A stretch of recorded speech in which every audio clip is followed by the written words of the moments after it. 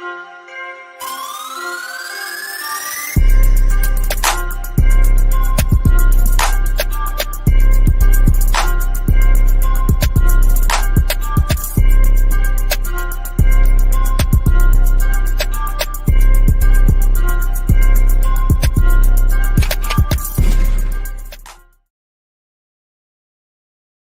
my beats, they are hard.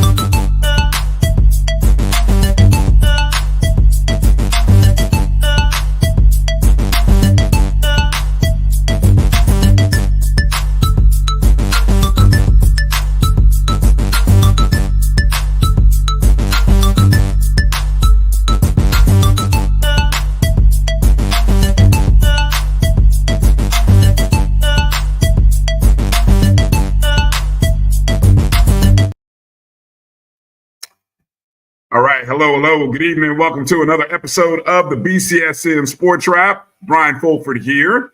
Glad to be on with you tonight, a Sunday night, following another great week of HBCU football across the HBCU sporting diaspora. Coming up a little bit later in the show, here in the bottom of the hour, Coach Farasi Norman will join me.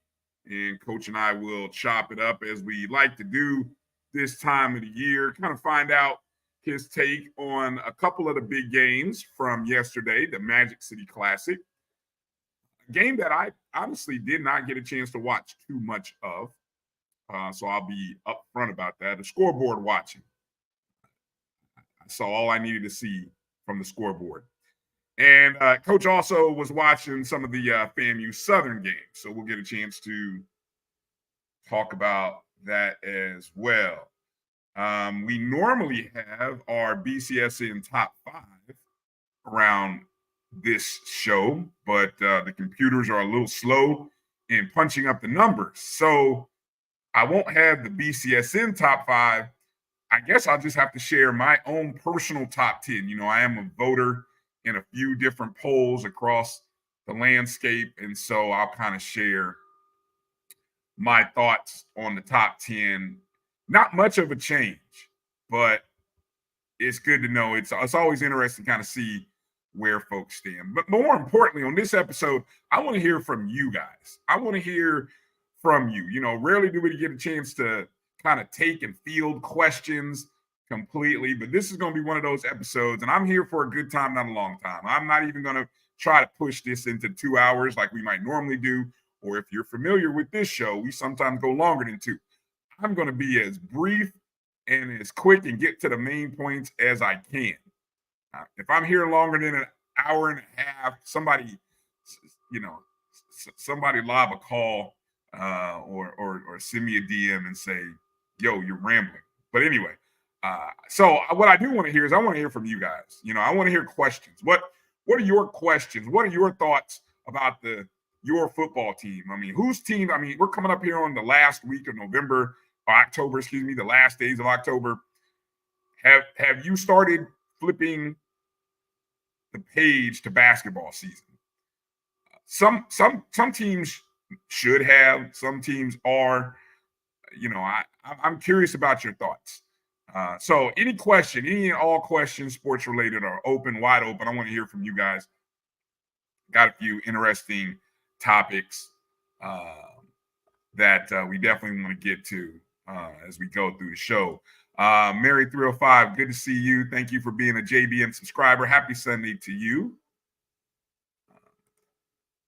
Plenty of upsets. Yes, there were plenty of upsets across the sporting diaspora. Curious to see what was your biggest upset of the weekend.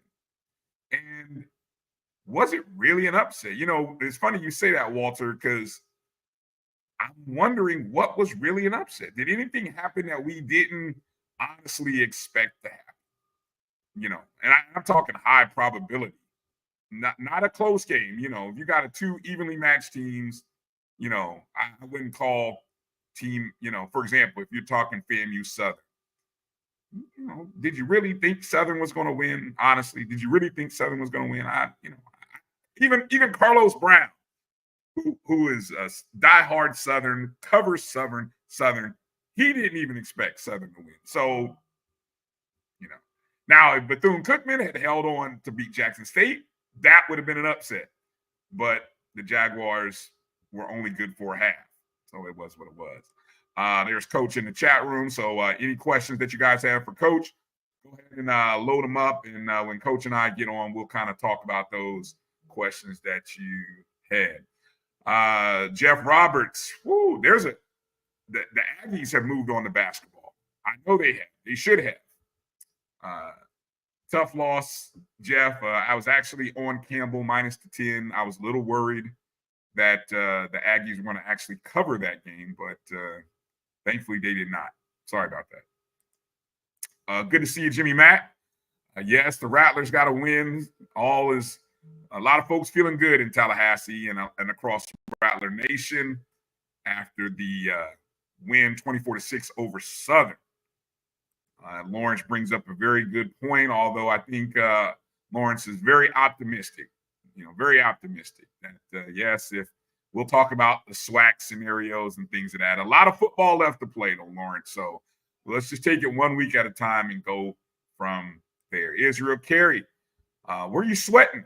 I'm curious, Israel, be honest. Was there any sweat at all in that game at Bethune-Cookman? Just curious. Yes, indeed, Mary. FAMU has to win all their games on the way out the door in order to even have a shot. Lennon Blow. Well, Lennon, Norfolk State. We'll talk about the Spartans. Did your coach save his job in front of the second largest crowd ever at Dick Price Stadium? Did he save his job? We'll talk about Norfolk State coming up here in a moment. Jeff Roberts asked a great question here. How far will Johnson C. Smith go in the playoffs? Well, I'm gonna put a start and come back to that. They have to finish out. Honestly, they have two very important games, and it's not quite in the bag for Johnson C. Smith yet.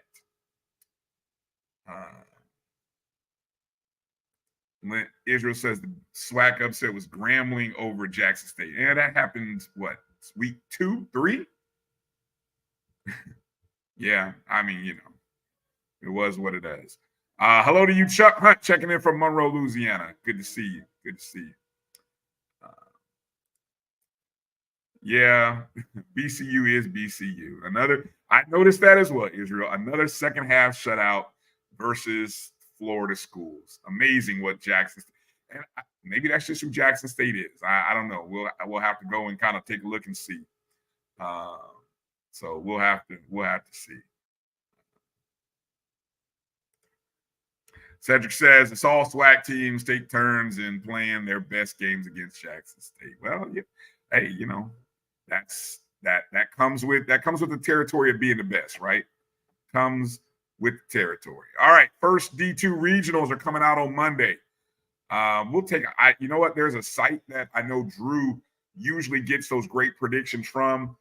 Maybe Drew will send me a text and let me know what that site is, so we can kind of see what those predictions are.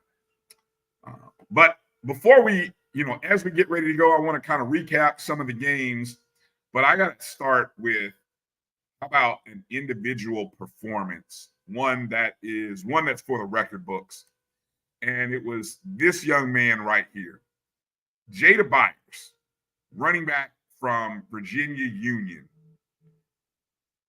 If he's not a candidate for the Harlan Hill, which is the Division II, the NCAA Division II Heisman Award, he should be.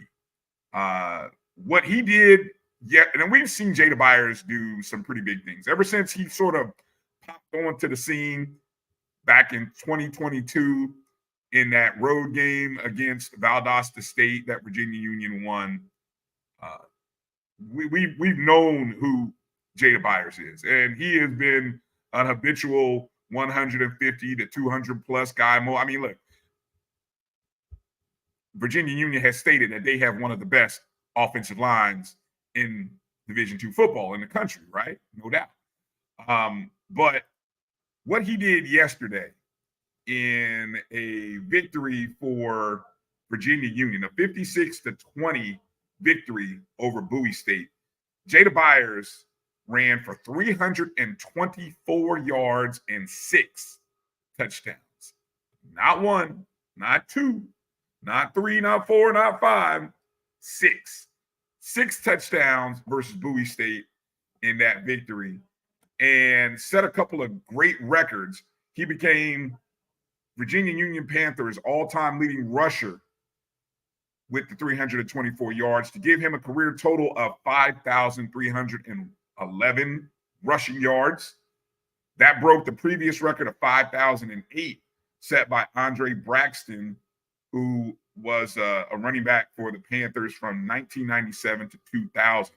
So we're talking a 24-year mark that stood. That mark is older than Jada Byers, probably. I don't think Jada Byers was even born. I'm just kind of doing rough math here. He was probably not even born when that record was set. The 6 rushing touchdowns that Byers had set a new school record. He now has 66 career rushing touchdowns, eclipsing the mark of 63, which also was held by Andre Braxton. And the 324 yards in the game broke the school's single game record of 319 that Byers had when he ran all over Valdosta State in 2022. Just an outstanding performance by the young man. 5'7". I didn't even do the full measurements to see what he is. Hold on, I got it pulled up right here. Jada Byers, 5'7", 185, from Bridgeton, New Jersey. Should Jada Byers, hopefully he will get an invite if he hasn't already received an invite to the HBCU Legacy Bowl. But is 5'7", 185, is that, I mean, that almost fits within the Tariq Cohen framework, right? Somebody out there tell me what Tariq Cohen's actual measurements were. But Jada Byers has got to get a trial somewhere at the next level, right? I mean, what he's been able to do is pretty remarkable, and it's been consistent, right? Not just a one-year wonder. He's been consistent in his 4 years at Virginia Union. I did a little more looking up on the national scale in terms of yardage. Jada Byers is actually number 2 in the nation in rushing yards with 1,291 in just 167 attempts. And I say that because he's number 2 behind a young man from another school that has run for probably at least almost 100 more rushing attempts in the same amount of games, right? And I think Byers is 1,291, and he's behind maybe about 400 or 500 yards. Yeah, thank you, Derek White. Tariq Cohen, 5'6", 181. Oh, so yeah, definitely. Great comparisons here. Coach Ferrasi, Barry Sanders. So definitely. I mean, without a doubt, I think Jada Byers will get a look. Yeah, thank you. Diego reminds me that the single rushing touchdown record he broke as well with 5. He broke the record of 5 with 6, what I think was also his record. And yes, he was the first selection or the first person invited to the HBCU Legacy Bowl. So yes, that great to see that he will get that opportunity. And yeah, definitely. I mean, when people cut the film on, I hope the comparisons to people like Barry Sanders, Tariq Cohen, I don't know, Emmitt Smith, 5'9", that's a little bit taller, but anyway, 5'9", 200. Anyway, all those small running backs, Jada Byers deserves to be in the comparison of all of those people. And I just hope that we get a chance to see him. I mean, they've got some big games. Virginia Union has some big games coming up, and I hope we get a chance to see him coming down the stretch here in the playoffs. But also, I mentioned Jada Byers nationally, right, ranking second in rush yards, 1,291 with 19 touchdowns. He also is number 3 in all-purpose yards in the NCAA with 1,436. That's 179.5 yards per game average. He's number 3 in all-purpose yards. So obviously he does some work there in the receiving game. Is also there, and I think he returns a few punts as well. So needless to say, Jada Byers having a great season. And while I was on that NCAA site, there were a few other names that kind of caught my eye. I was just kind of bumping around and trying to see who else from the Division II level was out there. And among the CIAA, you've got, of course, Brevin Caldwell. Brevin Caldwell of Johnson C. Smith is number 6 in the nation in receiving yards with 833. He's number 5 in the nation with receptions with 59. Then in terms of passers, you have David Wright, of course, of Clark Atlanta, who is 4th in the nation in passing yards with 2,443 passing yards, 24 touchdowns, and 7 INTs. Speaking of SIAC performers, how about Anthony Evelyn of Lane? He's number 7 in all-purpose yards with 1,253. That's an average of 156.62 per game. Now, he does it in a multitude of ways. Evelyn is not only a receiver, where he's caught 591 receiving yards. He's does it in the punt return game with 139 yards, and the kick return game also, where he has 471 kick return yards. So Anthony Evelyn, another young man, and I think Evelyn, trying to recall, let me see if I have it up, if I have it pulled up here in terms of where Evelyn is. Anthony Evelyn is he's a senior. Yeah, okay, I thought so. He's a senior. And so, yeah, pretty impressive. And that average is only in 77 plays. So in 77 plays, he's even got some rushing yards in there as well. So talk about a complete back. That's another young man who should get some consideration. Hopefully, if he hasn't already received an invite to the HBCU Legacy Bowl, he certainly should. And then one last name when I was browsing through the NCAA stats. How about Armand Harris of Clark? He's number 2 in the nation in receiving touchdowns with 12. He's number 3. I'm sorry, I said number 2. He's number 3 because he's actually 2 behind. Actually, 1 behind a young man who's in 2nd place, and 2 behind somebody that's in 1st place. So, assuming that David Wright and Harris hook up a few more times during the year, we'll kind of see what that looks like. So while I'm talking about the CIAA, let me kind of flash up some of those scores from over the weekend. Probably the biggest game on the book was Johnson C. Smith going on the road to Winston-Salem State and getting a 24-15 win. And, Chuck Hunt is a believer. I was a believer a couple weeks ago, Chuck. So it's good to see you get on board on the train, on the bandwagon, so to speak, with Johnson C. Smith. They improved to 8-0. It's the first win in Winston-Salem State since 1975. Damn. That's almost, I know this intimately, it's almost 50 years. So that's how long it's been. Almost a couple of generations since Johnson C. Smith went to Winston-Salem State, got a win, 24-15 win. Also, of course, as mentioned, the Virginia Union win at Bowie State. Remember when that game used to be like must see, like when it was the North Division?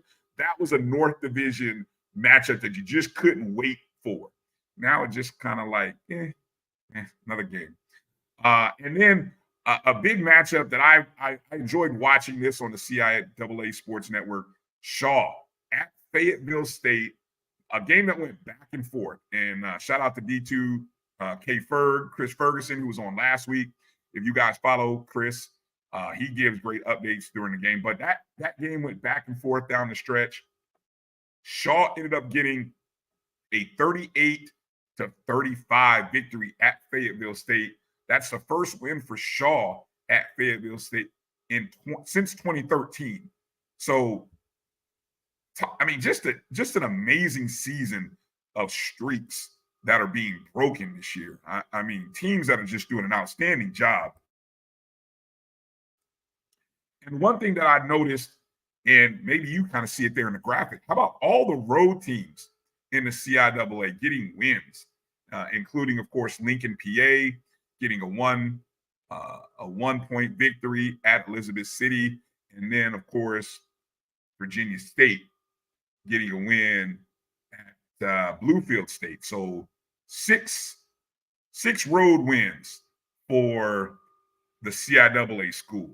Very rare that happens. So a lot of people weren't able to defend home turf that day. Good to see you, Tamara. Thank you for checking in.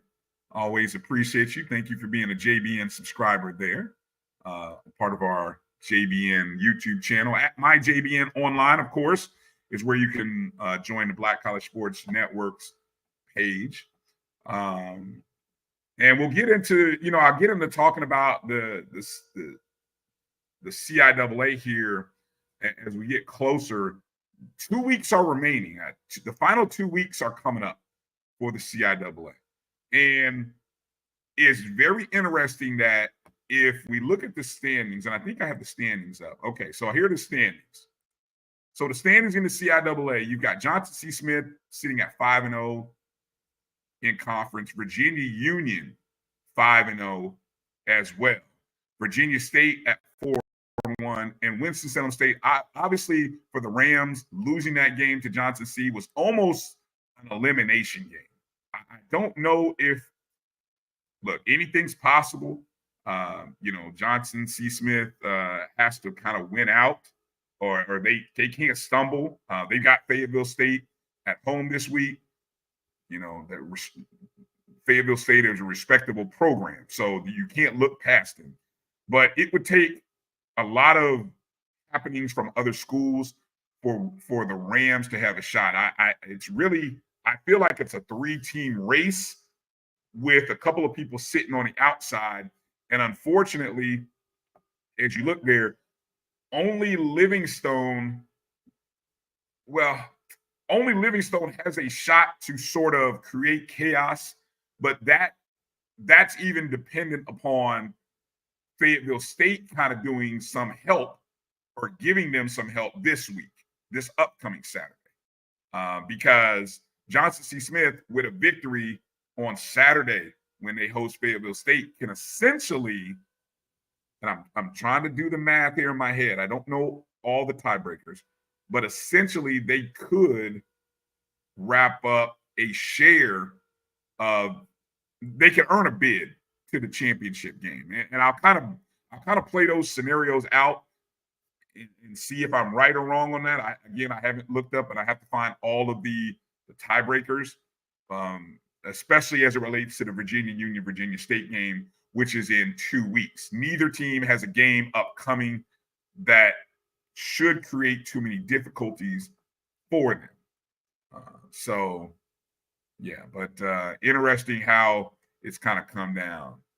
Yeah. Lawrence kind of chimes in, says he's kind of looking at the Super Regionals, says that Johnson C is the only undefeated team in Super Region 2. Which brings up the question, how high will they be ranked? Will they get a 1 seed going into the rankings? Will they get a 2?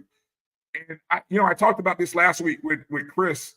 It's interesting in looking at Johnson C. Smith, and it has that feel, again, of what we went through watching Benedict rise 2 seasons ago under Chennis Berry.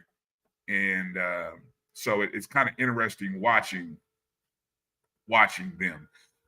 Real quick, over in the CIAA, there weren't really any significant games. I thought, there were no upsets. Albany State did what they did, 42-34 victory over Edward Waters. Tuskegee went on the road and got a win. Fort Valley State went up to Atlanta and got a win. Probably your closest, most dramatic win was Lane in the Savannah State game. Miles took care of. So everybody who needed to take care of wins did their job on Saturday. Take a look at the standings. Now, the SIC standings, very interesting at this point because you still have Miles unbeaten. But pay attention to the three teams sitting with one loss: Fort Valley, Tuskegee, and Albany State. And what's fascinating about the top four teams is they all play each other in 2 weeks. So assuming that Clark doesn't throw a turd in the punch bowl this upcoming weekend because they host Tuskegee. So assuming that Tuskegee handles business, essentially what we're going to have, and I know Drew loves the chaos. We talked about the chaos scenarios a couple years ago. Where I just saw Sylvester's tweet here. Oh my God, I got to put this up. What a world we live in. We are, yes, Sly, definitely. Convicted felon is running for re-election, and Johnson C. Smith is the best team in the CIAA. What an amazing world. So yeah, exactly. That Clark Atlanta that game is home. That game is home for Clark. So Tuskegee is hosting Clark, and Clark's going to have a sour taste in their mouth. They had a bye week, I believe a bye week. Yes, they did have a bye week, and they lost the last home game to Miles. So this is almost Clark's redemption game. This is the chance to really throw, as I said, after this, they play Morehouse. That should be a win. This is the last shot. And I don't know if there's really a scenario as I kind of look at this thing. It's a very outside, slim chance for Clark, but Clark could definitely ruin Tuskegee's thoughts of going to the SIC championship. They definitely could. That is on and yes, Lawrence, I think depending upon who wins the SIC is in danger of not making the playoffs because of their ratings. I think Miles is the only team. Miles is the only team that really has a shot. But I honestly, if I'm giving you a favorite today, 3 weeks out from the SIC championship, my money's on Fort Valley State. I've seen Fort Valley State. I think they've got, that was sort of my preseason pick. I really felt like that was my preseason pick. Don't hold me to it. I'm just kind of going off memory here from 8-9 weeks ago. But that was the team that I had my eyes on going. So Miles, Fort Valley, that would make an interesting championship game. But again, like I said, if this upcoming weekend, if Tuskegee at Clark Atlanta is the game to pay attention to, if Tuskegee wins, and of course Miles, Fort Valley, and Albany State win their games, which they should, based on predictions, there it is. And yes, it does bring up some interesting coaching scenarios. It is, I don't know if A&T is ready to make that move. I would ask the bigger question, Kylan, why didn't A&T make this move in the first place? And what has changed? What has changed? Because if I'm not mistaken, I don't know that the athletic director has necessarily changed over at A&T. Maybe something else may have changed.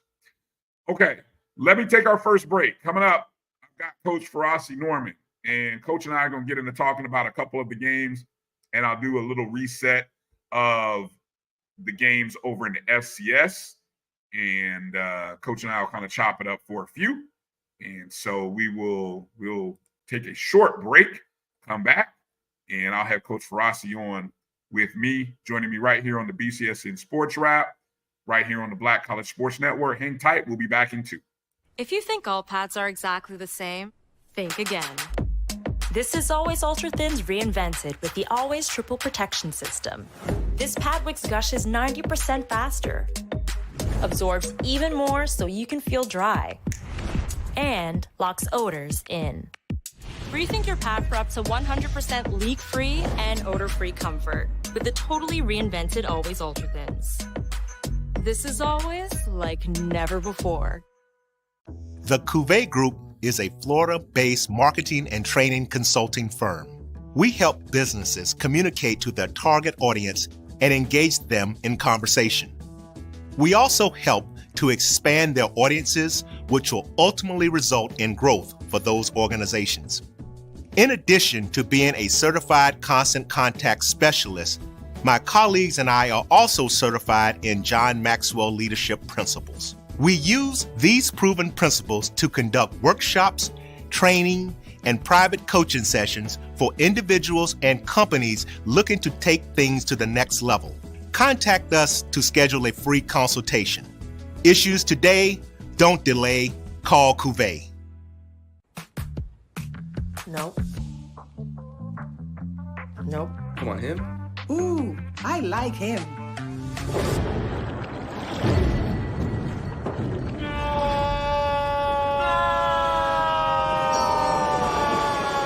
Quick, the quicker picker-upper.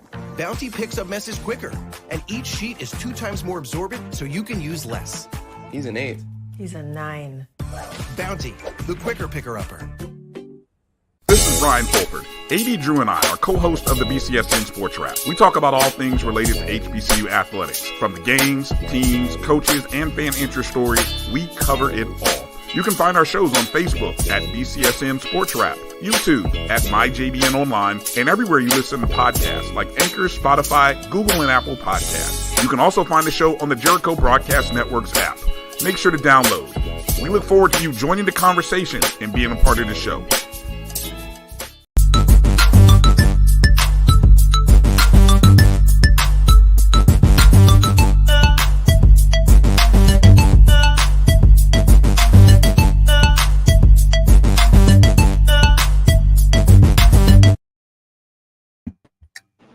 Welcome back to the BCSN SportsWrap. Bryan Fulford, and joining me, as always, on our Sundays is our coach, Coach Ferocity Norman. Coach, what's good? How you doing? Hey, it's Sunday already. I'm like, dang, it went by so fast. You know, I'll be glad to see you guys and hang out and talk it up with good people. Bryan, let me say, man, once again, I know I say this every week, but brother, I do appreciate everything you've been doing for me. My popularity within the HBCU football world has increased, man. I'm getting people on I still call it Twitter. It's what, X, and I'm getting people to email me, and I'm getting a lot of support from a lot of people, and that's all because of you. When I was in Hawaii and I reached out to you, you reached back, and I will say thank you. Now, you know, only God knows what my future holds, but I'm feeling good that something happens for me positive this week. You and Mr. Carlos Brown, last couple weeks I've been on his show, and him and his panel have been real good to me. So I just want to give back. If I get something, I definitely owe you guys, but I always want to start by saying, brother, I so appreciate everything you do for me. Well, hey, Coach. I mean, it's you've been a great addition to the show. It's been, it's always a pleasure getting to know you and kind of go through the process with you. So it was definitely interesting when you reached out. But I'm glad you did, and I'm glad that we've kind of been working together over the last couple of years here. Yeah, this is year 2. This is year 2. Yeah, this is year 2. Year 2. So it's interesting kind of learning about the process through our conversations, back channels and things like that. And so, just keep your head down, Coach. Keep your head down. I know you're doing your thing, and I know you're just waiting on your opportunity. And I love the passion that you have for coaching, giving back, and more importantly, kind of giving back into the HBCU space, as you are. Of course, if anybody's just joining us, a Langston University grad. Shout out to LU. L's up, exactly. All right. So let's kind of get into some of these games. Let's kind of start with the Magic City Classic. Alabama State versus Alabama A&M.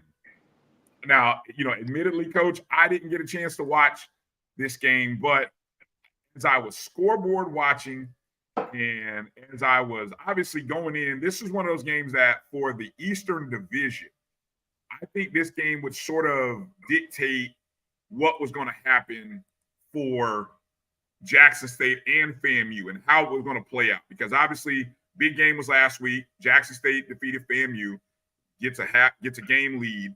But, Alabama A&M had already lost to Jackson State. They haven't played FAMU yet. Alabama State lost to FAMU, haven't played Jackson State yet.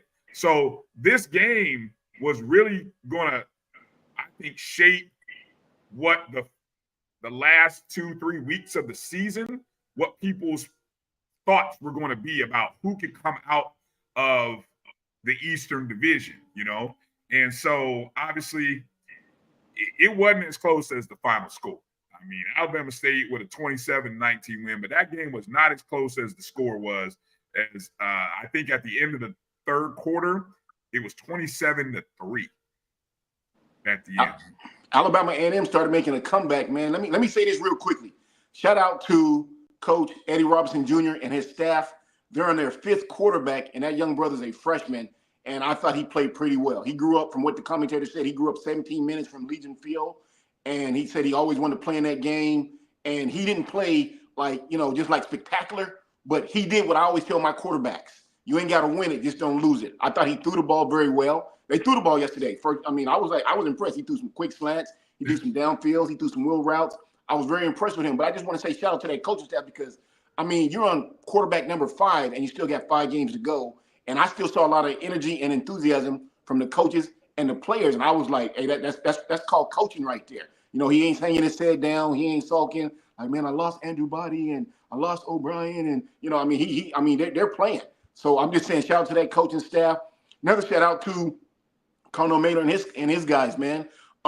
They didn't quit, because at one time I thought it was going to be a runaway. Because like you said, it was 29-3 at one time or whatever it was. I'm thinking, they're just going to beat them down like that. But late in the third quarter, Xavier Langford, who's a very talented athlete, he got benched early in the game. He wasn't playing very well, so kind of put him down and put in Mr. Brown. Brown played pretty well. Then he went back with Langford, and all of a sudden, you could just see the atmosphere changing. And they just started running the ball better. He started throwing the ball better. They started making plays. Xavier Langford is a difference maker. He makes a difference on that offense. It was funny because I'm sitting here and I got on. We'll talk about that game too. I got on Jack State and Bethune on my iPhone, and on my 70-inch I got on the Magic City Classic. So I'm going back and forth. But then with like 5 minutes to go, it just like whoa. Alabama A&M was just like boom, they're coming back, touchdown, defensive stop. And let me say something else. They got 2 good linebackers. We got to find out who those brothers are and give them some kind of credit, Brian. They got 2 big buff linebackers, Alabama A&M, and all game long, they were sideline to sideline. That run game looked good. Don't get me wrong. Alabama State ran the ball, but it didn't look like it normally does because them brothers had something to say. Them brothers was bringing pain. They was bringing wood. They was hitting. Now, Alabama State still ran the ball, but they just didn't run over them brothers. No. Them linebackers was playing football. They played like linebackers are supposed to play. Any coach who's coaching them would be happy to say, I coached them brothers because they was playing good football. I was impressed with them. I just remember late in the fourth quarter, it was a mistake. The corner, I forgot the receiver's name. He scored a touchdown. I'm talking about Alabama A&M. Langford hit him. The corner, he stopped, and the free safety stopped. And so maybe, and the way they looked at each other, because the camera was on both of them, it's kind of like a coverage mishap. Like, well, I thought you had him. No, I thought you had him. And I think it was number 4, whatever his number was. He was a single digit. He ran for the touchdown, and that was a comeback right there. So that was like one of the big mishaps in the secondary. I did see this, though. Alabama State, they got a lot of freshmen. They got a lot of freshmen playing. They got a kid. He was a strong safety. He intercepted the ball, and you could tell he played some running back because the way he was weaving through the line, maneuvering, and he got a sprint onto the house. And they said he was just a freshman. And I'm thinking, how many freshmen does Eddie Robinson have? I know he's got 2 playing O-line. He's got 2 or 3 in the backfield. He's got, 3 at quarterback. He's got 2 at receiver. He's got 5 or 6 on the defense. So for all you guys out there who's saying, he needs to be canned because they're putting a lot of money into the program and he ain't done nothing. For a young man who had no coaching experience, yeah, he played there. He's one of the better players in school history. He was selling. He had his own business going. I personally think as a guy with 20-plus years of coaching experience, I think he's doing a great job for them. I really, really do. Now, what they do Yeah, over he there is. is their business. I ain't got nothing to stop that, but I'm saying he's doing a great job. And with all those freshmen, BF, if I'm the AD, I'm the president, and I'm those who make decisions, I'm looking at all those freshmen and I'm saying there's no doubt we win this thing in about 3 because those young kids can play. They're playing at a high level now. So I'm saying, wow. Anyway, back to the Magic City Classic. Alabama State ran the ball well. Now they didn't get a lot of big breaks. I think they maybe had 1 or 2. When I say big breaks, 25, 30-yard runs. Other than that, it was 5, 6 yards. They were pounding the rock. Don't get me wrong. They was moving the ball, but Alabama A&M, them linebackers, man. I mean, them linebackers, they stick out in my mind like, whoa, them brothers was out there playing. And so I thought it was a good. Let me tell you, one of those okay, so the linebackers, I'm just kind of looking at the stats here. One of the linebackers, Cortez Andrews, 6'1" junior, he's actually a transfer from Florida State. He had 11 tackles in that contest. And then they had another young man, Marvin Smith, who I believe, I'll tell you here in just a second. Marvin Smith. Well, Smith he's a DB. He's a 6'2" DB transfer from Kennesaw. But they also had a young man that had that recorded 14 tackles, 12 assists, and a tackle for loss, Jamarian Ellis. He's a defensive lineman. So, yeah, they had 3 guys who recorded 11 or more tackles in that contest. They was playing football. They was, like I say, I mean, I honestly thought that Alabama State was just going to go run them down, like mow them over. That didn't happen. Now, I don't know how many yards they ran for. I mean, they did a good job running the ball, but that defense showed up. Like I say, offensively, they struggled a little bit until like them last 5 minutes. And within them, it kind of reminded me of the Jack State game because I stood up and walked in front of my TV because I tell you I wear glasses, I wear them all the time. I'm like, they about to make a comeback. They was like, boom, boom, touchdown, touchdown. Then they kept running it. And then Alabama State did something ridiculously. 2 plays in a row or a play, then another play later, they had 4 men in the backfield because they kept motioning a 2 tight end set. And I'm thinking, come on, coach, you just did that. Referee flag, 4 men in the backfield. 2 plays later, flag, 4 men in the backfield. I'm thinking, ER, are you really about to get this up? You got this. And then they made a play, and then they got the ball back, and then they was in victory formation. I remember they was in victory formation like at the 6. And I said, hope Alabama A&M ain't mad at me, but I'm like, no, get another touchdown. I mean, like, no, get another touchdown. But he went in and nailed it, which is gracious. I understand they got a friendship, everything like that. But it was a good game. First time I'd ever actually really saw it. Last year, I didn't really see it. I just heard about it from you and the AD. But this year, I saw it. I was impressed with the crowd. I mean, that crowd was like, what, 70,000? I was like, wow. 69,125. I mean, I said, man, that's D1 That's stats. amazing. That's amazing. Yeah. I was impressed with that crowd right there. I was like, wow. And once again, who wouldn't get excited playing in front of that game, throw out the records? That crowd alone will spark you. That quarterback from Alabama State, shout out to that young brother, man. And I'm not going to say he was a 5th stringer because I don't know their strings. I just know he gets his opportunity. I thought he played well, Brian. I thought that young man played well. Once again, shout out to that coaching staff being on their 5th quarterback. Don't know what's going to happen at A&M. A lot of people saying, this could be it for Mr. Maynard. But I know this. He's a future Hall of Famer. He's going to go down in the record books as one of the best to ever do it on our sideline, ours being HBCUs. I know that. How and the thing about Coach Maynard, he's been, and coaches who have been in the game, he's been coaching for 15 consecutive years at, I believe this is his 4th program. Started at Winston-Salem State. Mm-hmm. I know he did a stint at Hampton. Mm-hmm. So actually in A&M, this is his 3rd. I think this is his 3rd program that he's been a part of over the past 15 years. Mm-hmm. And I mean, just to be able to do 15 consecutive years of coaching, I think is rare. Yeah. In this day and age, the new millennium. I mean, Yes, it was the norm coming out of the 80s and 90s, right? Where guys spent 20, 25 years at a program. Nowadays, with the impatience of fans and boosters, it's kind of harder. Microwave. Yeah, I understand. But then not only did he do 15 years, but it's been at 3 different programs. So like you left Winston-Salem State, went to next program went to Hampton, and then you leave Hampton and you go to Alabama A&M. And it's like, wow. If I'm not mistaken, not to cut you up, but if I'm not mistaken, I think he just passed 100 victories, which is good. He just passed 100 victories, which is good. Yeah, he just passed 100 victories. So once again, I got no doubt, and I'm thinking I know 10, 12 other people that's in the HBCU world. They all say the same thing. He's a future Hall of Famer. Oh, he should be, no doubt, no doubt. Yeah.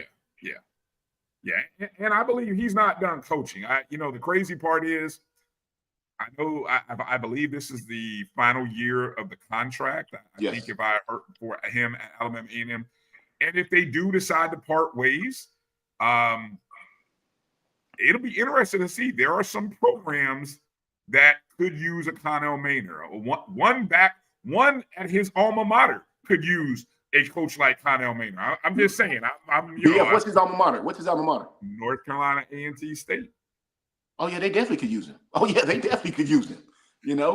pretty sure they got his name on the board. I seen somebody in the chat saying the guy Gibbs is up next, and I don't know who's up next. I'm not over there, but I'm saying I'm pretty sure Maynard's above him. I would think your conversations would probably start. And Gibbs is a former assistant under a previous coaching administration there at A&T, and Gibbs was there for a while. Mm-hmm. And so I'm not quite 100%. Somebody in the chats can say whether he's an alum or not. I know for a fact Maynor is a MEAC Hall of Famer. And so. Real quickly, he also played in that movie Any Given Sunday. I think he was a stunt double for Jamie Foxx. Yeah, probably so. Yeah, I think you're right. Yep. So Alabama State improves to 4-3, 3-1. A&M drops to 3-4, 1-2. Their season, how they finish will be interesting. The fan base, to me, it would make no sense in firing or look. This is the one thing I say. Most HBCUs don't. It's weird because it's happened the last 2 years. I was going to say they don't really fire coaches at the end of the season, but it's happened the last 2 years, right? It's happened the last 2 years where they've let coaches go. Actually, they've let coaches go on the eve of the Bayou Classic. So it's happened twice in Grambling and Southern, but rarely do you see. Usually, you end out the contract before you move in a different direction. And people always say, well, we should get rid now. Look, especially if a coach has a contract, I haven't seen, Coach, too many alumni bases pony up the money to buy out the contract. Yeah, we ain't Texas A&M. We can't just write you $60 million and say bye-bye. That happens at the PWIs where their money is long and they have no problem walking in with a check and saying, I got 3 people, myself and 2 other boosters. Here's the check to get rid of this coach. Mm-hmm. I don't see that happening very often, if at all, at the HBCU level. Now, so, for people who are like, oh, we just, they're just going to fire him and get rid of him. Yeah, don't be so quick that because they're on the hook for that money. And so unless there's some kind of reassignment opportunity, most HBCUs aren't just letting the guy go. Unless he's like right at the end, unless it's at the end of the contract, which in that case, it's not a quote firing. It's like, really, we're not going to renew your contract. So, yeah. All right. The other contest that you got a chance was Southern at FAMU. Southern comes into the contest sitting in first place out of the SWAC West, surprisingly in first place out of the SWAC West by many. And FAMU comes back home for the first time in 56 days, I think is what the number I heard. It's been a long time, nearly 2 months. Really? No, it can't be 56 days, BF. That's 2 months. Yeah. Well, part of the problem was a scheduled game that FAMU was supposed to play, which was the Alabama A&M game. Okay. Moved.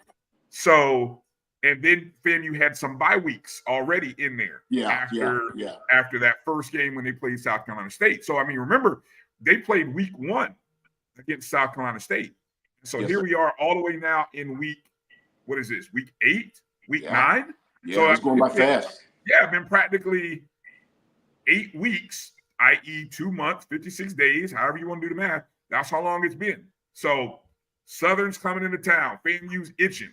What was your takeaways from that game, a game that FAMU ended up winning 24-6?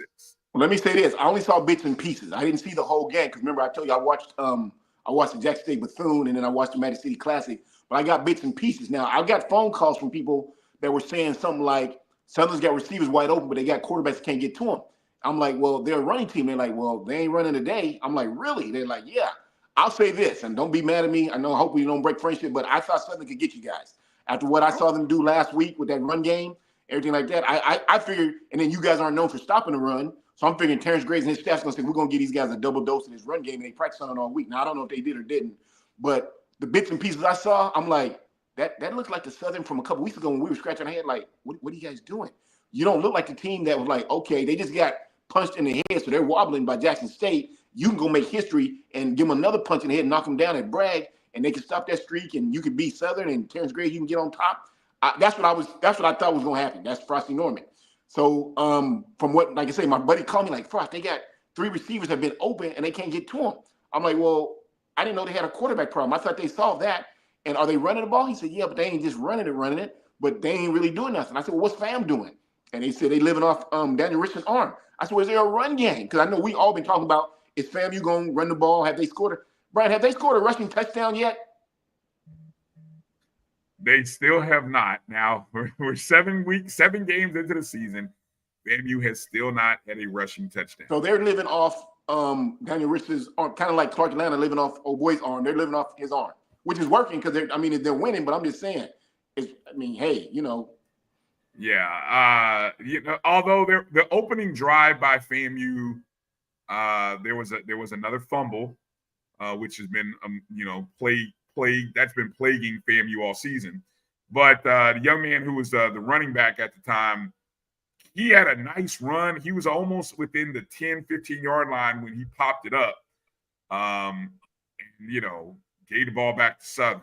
And so I think there was only one other situation where FAMU could have run the ball, but I'll tell you, man, here's the thing. FAMU in that contest did, let me see, I got the team stats here. FAMU did run 126 net yards rushing, outran Southern. Southern ran 122 net yards. The difference was the passing.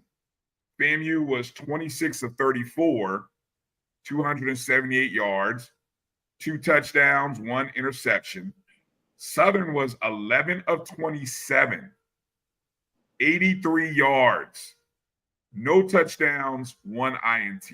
And they played 2 quarterbacks. I know that for a fact. I know they went from Biden, who started the game. He just never really connected with his receivers. And I can't say it was all. I mean, he missed some throws. I don't even think, some of it was good defense and pressure. Some of it, he just missed guys. And then they went, I think somewhere in the third quarter, they went to the other quarterback, a young man named T-Set, who he's a lefty and a more of a runner than Biden. But it didn't. He maybe got in and made 1 run. But outside of that, T-Set was 3 of 9 for 38 yards. Biden was 8 of 18 for 45 yards. So, it was a pretty pedestrian, pathetic passing performance. Not what I was expecting. Once again, I thought they would come in with the run game. I thought they'd come in with the run game. Shout out to you guys and your defense over there. What y'all call that? The dark side defense or something like that? They stepped up. They stepped up and what'd you call it? Dark Cloud. Oh, Dark Cloud. Okay. Dark Cloud. It might need to change their name to the Dark Side. Well, Dark Cloud. But anyway, to shut that running game down, we know Southern can run the football. We all know that, without a doubt. They got big boys. They got good backs. So to shut them down to 120-some yards rushing, shout out to that defense. I thought that they had the quarterback situation taken care of. I really did. So I was surprised when my buddy called me like, Frost, they got guys open. I say open. He said, man, I'm talking about open like Walmart, and they can't get to them. I'm like, yeah, there was a few opportunities where guys were kind of running open. Yeah. So, but, hey, shout out to FAMU with the win. Southern, back to the drawing board, but it's not over. If I'm not mistaken, this still a tight race, right? The only team that we know is out of it is Prairie View, correct? Because they've got three conference losses. Well, no, Gramblin's got 3 losses too. Because I heard Mickey Jones this morning said we got 3 conference losses. So are they out of it? Yeah. So here I'll kind of go through just kind of showing a little bit of the standings. Obviously, those are the scores from yesterday. Probably the big upset of the day, if you want to call it the upset, was Texas Southern beating Grambling, but I don't think that was much of an upset. I think they lost. Grambling did lose their quarterback. I think Miles Crawley ended up getting hurt at some point in that contest. But when we look at the standings, so here are the standings, right? You got over on the eastern side, obviously Jackson State is 4-0, halfway to 8. You gotta play 8 games, so they're halfway there. 4-0, Alabama State is 3-1, just ahead of FAMU, only by the nature of having played one more game. Then you have Alabama A&M with 1-2, Bethune-Cookman 1-3, Valley 0-4. On the West, Southern is now tied with Alcorn, but they own the tiebreaker because they beaten Alcorn. But then Texas Southern, and look at that, UAPB, both sitting at 2-2. Very interesting. Grambling and Prairie View, 2 teams that I think a lot of people were high on in the preseason, they're both sitting at 1-3. So it could flip. I mean, look, in the next 2 weeks in the SWAC, Coach, you've got SWAC v. SWAC games. Like all 12 SWAC teams play each other over the next 2 weeks. So these standings in a couple of weeks could flip based on what happens over the next couple of weeks. And I just want to throw this out there. I saw bits and pieces of the Pine Bluff, Mississippi Valley game, and I want to say this. Pine Bluff's quarterback, he's an athlete. He's the kind of kid that Coach Frosty Norman would go and recruit. He can run, he can throw, he makes things happen. I saw, like I say, when I saw the game, it was like 21-21, and then in the fourth quarter, he threw 2 touchdowns, beautiful passes to the receivers, they're good catches by the guys. And like I say, he makes that team, you know, and I know that Pine Bluff is struggling down there, but if you look at last year to now, they've gotten a lot better, offense, defense, special teams. And that's really what you want to see. You see Bethune, I'm not trying to throw nobody on the bus, but I said, you see Bethune, and like, you know, I said the first game, I said, Bryan, they're going to have something to say. And you looked at me, I said, if they get this together, they're going to have something to say. And like I said yesterday on the CB show, it's like having a cake mix on the counter, and they put it in the bowl, mix it and put it in the oven. They're just staring at it. I'm like, come on, Bethune, what are you doing? And Mississippi Valley, I'm going to say this. They're a good team. They got everything you need to be successful, but I don't know what's happening. I don't want to point no fingers because I'm trying to get in, but I'm going to say this. Mississippi Valley has a good team. Pine Bluff has a good team, but you can see them making strides. You see them making strides. And who else was it? It was Pine Bluff. Oh, and Bethune. I mean, you know, just sitting there. I'm like, come on. And once again, I mean, I'm disappointed. I mean, if I was a betting man, I lose my money. That's why I don't bet. I ain't got no money to give away. But, I mean, I truly thought that they were going to do something this year. I really did, because they got everything you need to be successful. And they just coming up short. And Mississippi Valley, both teams are good teams. Once again, I'm not pointing coaches. I'm not pointing players. I'm just saying, wow, what's happening? But Pine Bluff, you see strides. They're running the ball. They're throwing the ball. They're playing good defense. So you see them getting better is what I'm trying to say. Out of those 3 teams, you say, who's getting better? Pine Bluff is getting better. And with 4 or 5 games to go, 6 games to go, they're probably, what they got? Are they 2-2? They're probably going to get 2 or 3 more dubs before it's over with. I mean, they're playing football. They're playing good football. When you say Valley's a good team, I know that strikes a lot of people like, what? What did you just say? Why do you – I mean, obviously Valley hasn't won a game. What is it that you see in Valley that is not equaling wins? I mean, obviously you're seeing a different perspective because most people, all they see is your final record and your results. When you see Valley and you say they're a good team, what do you see? I see that big offensive line is one of the biggest in HBCU football. They got big boys. They're firing off the ball. I've watched them. They got good placement. They got good feet work. They arch their back. Their heads is up. They got good handwork. So the O-line is big, physical, and they're doing their job. They got number 21, who I said last week when they played Jackson, they didn't even put him in, so I don't know if he's been disciplined or not, but they put him in the third game, 1 carry, he went 51 yards. And then they brought him out. They played number 22 and 24. They weren't doing what 21 was doing. So, and then they got 2 quarterbacks. They got the kid out of Dallas, and they got the big buck kid who I said should actually be an H-back. He's still pushing the ball. I saw him yesterday. He's still pushing the ball, but he's getting a little better at it. But when he runs the ball, he's like Cam Newton. He's athletic. He's really hard to bring down. So I'm saying you got the makings of all this. You got 2 quarterbacks that you rotate. I rotate 2 quarterbacks. I know some people in Chester, you got to find 1. No, it's okay to play 2 if you're coaching them correctly. It starts with the O-line, okay? It starts with the O-line. They're big. They're physical, and they're moving things around. So how you can't see, and I got eyesight problems, how you can't see number 21 is your guy, I don't know. How you can't see that the kid from Dallas, he can run and throw, I don't know. How you can't see that the big guy should be like an H-back. You can use him at quarterback in some situations, goal line, whatever it needs to be, but he needs to be more like an H-back blocking for 21, and that's what I'm saying. They got a good team there, but they're not seeing it. And so I know everybody's like, what is Coach Norm talking about? But I hate to say this, but I'm going to say it. If I'm coaching that team, we're running the ball downhill, big boys at fullback, 21s at halfback, and we're killing folks because that offensive line is just too good to be losing every week. And then defensively, you've got players on that sideline that can make things happen. So I once again, I'm not a hater. I'm not going to knife nobody in the back, but it's just that's what I'm saying. It starts with the O-line. That O-line is big and they do their job, and everyone else has got to fall in place. But they got what they need to be successful. Kind of like Bethune-Cookman. They got what they need to be successful, and it's not happening. And so I'm just like, wow. But on the other hand, Pine Bluff is getting better. Offense, defense, especially. And it starts with that quarterback. That kid's an athlete, and he's a good one. And how many more games they got? 4 or 5 games? They'll get 2 or 3 more wins for the end of the season. They'll hit 5. They're at 2. They'll hit 5. Frosty Norman's saying it right now. Pine Bluff will hit 5 wins. And if I'm the AD, because, they're already talking about, well, is he going to be done after year 2? If I'm the AD and I'm the president, I saw progress from year 1 to 2. So that's why you get year 3, because it's progress. The other 2 guys, I don't know. Pine Bluff is currently 3-5, 2-2 in conference. So 3-5, it's 8, 9, 10, 11. So they got 3 games to go. Yeah. No, they've got 4 games. They've got they play Jackson State, upcoming Alabama A&M, at Southern, and then Texas Southern. So 2 home, 2 road. That's a tough schedule, but I give them 2. I think they'll go 500. They're playing good football. They'll go 500 over the next 4 weeks. Would you give them what? 4? What are they? 3, 4 wins? 3-5. Yeah. Let me see. 3-5. That's 8 plus 4. So it's a 12-game schedule. So at the worst case, they would be 5-7. Hey, that's progress from last year. And I think, Coach, get ready for the spring, recruit, and let's get ready for 2025. Them other 2 guys.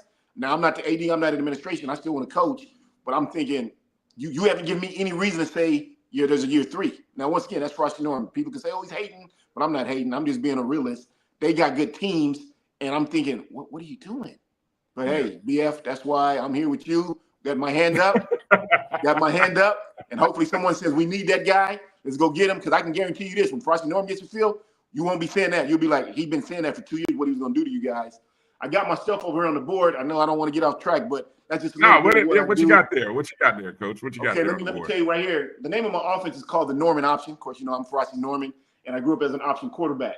So in 1991, I got moved to running back. I told you guys I was an option quarterback, and there was this new offense that was coming out called a run and shoot.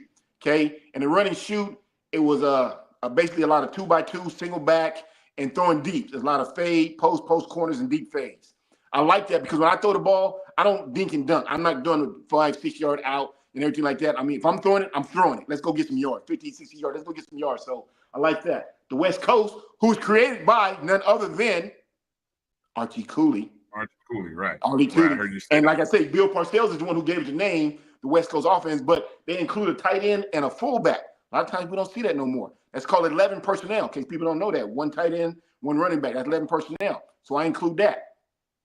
Next is my spread. Everybody's been go-so spread. That's 2x2, 3x1, single back, pistol look. You can run the inside-outside zone. You can still do your option. You do your counterback traps, thing like that. So, and then last but not least is my option.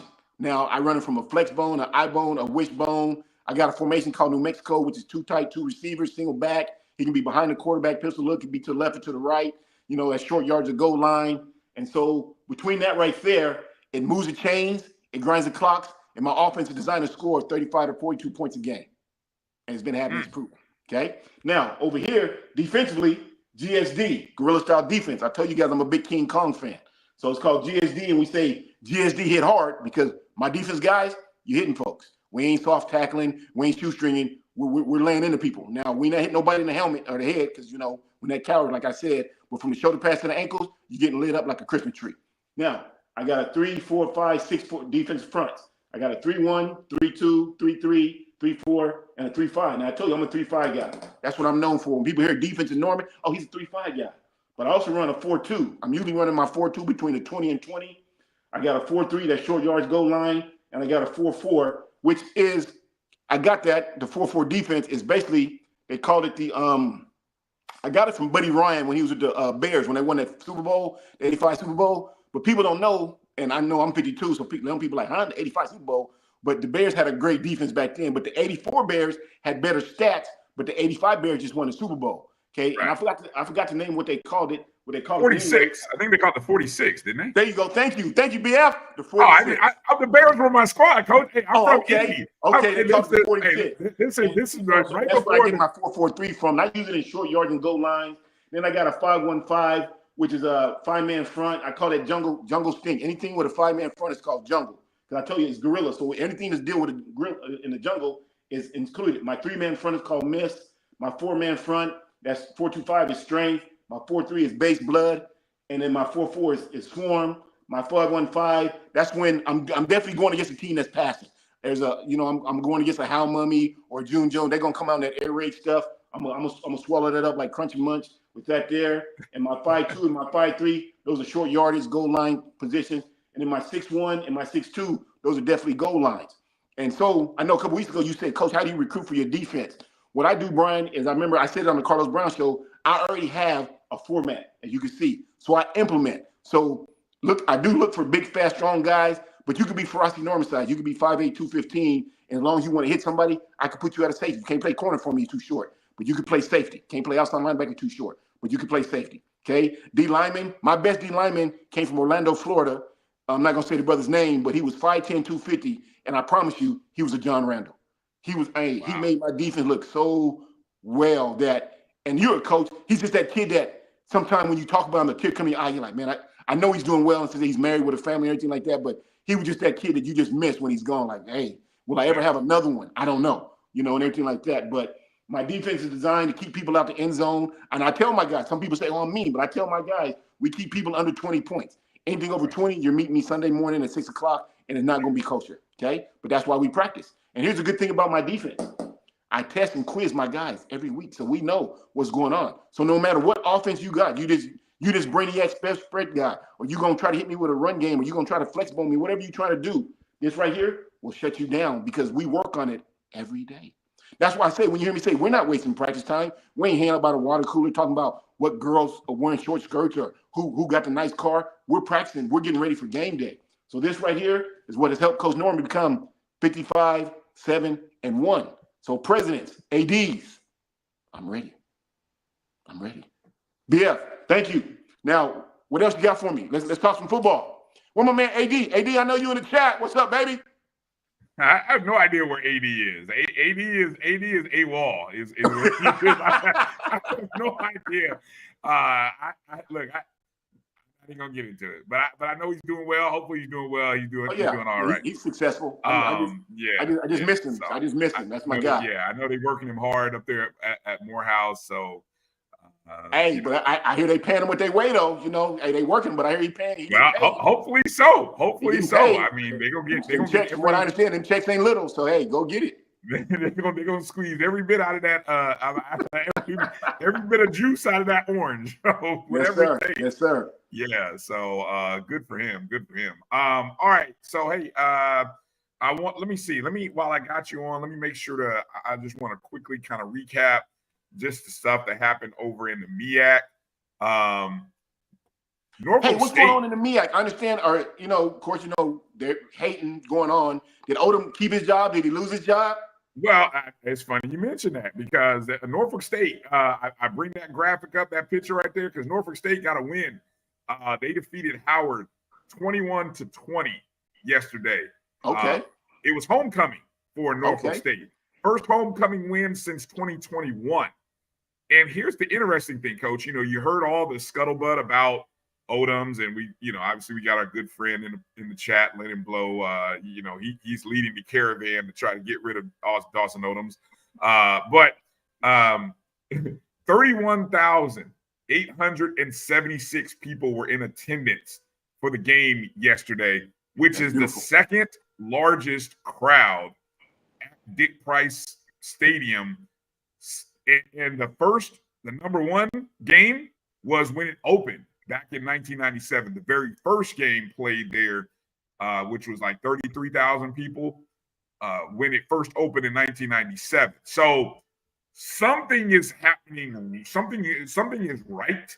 Something is positive, and that's a big win for Norfolk State in front of 31,000 people, and you get a win over the defending MEAC champs. And pretty much, I think Howard's done there. I don't think Howard has a shot in heck to win the MEAC. Stranger things could happen, but I don't see it based on some other teams. But that was a good win for Norfolk State.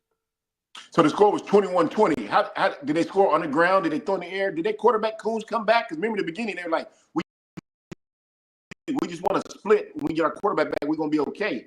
Did he ever come back? No, they're still rolling with Jaden Daniels, whatever his name is. Jaden Daniels. Yeah, Jaden Daniels still. Norfolk State, let's see. Kevon King led Norfolk State with 78 rushing yards, scoring the go-ahead touchdown in the fourth quarter. Howard did outgain Norfolk State 371 to 287 yards, but they lost the turnover in special teams. Turnovers and special teams ended up biting Howard in the rear, and pretty much Norfolk State kind of controlled that game down at the end, especially the last offensive drive where Howard needed a stop. They could never get a stop. And pretty much, I mean, Norfolk State with that big offensive line that you praised them, you talked about them a couple times, ended up sealing the deal for them. Yeah, that's a beautiful crowd. 31,000. I mean, homecoming and all. They got the victory. Yeah. So, hopefully, they see what's going on over there. What's their total? Where they are? Are they at 500? No, they are 3-6 overall, 1-1 in conference play. Whoa.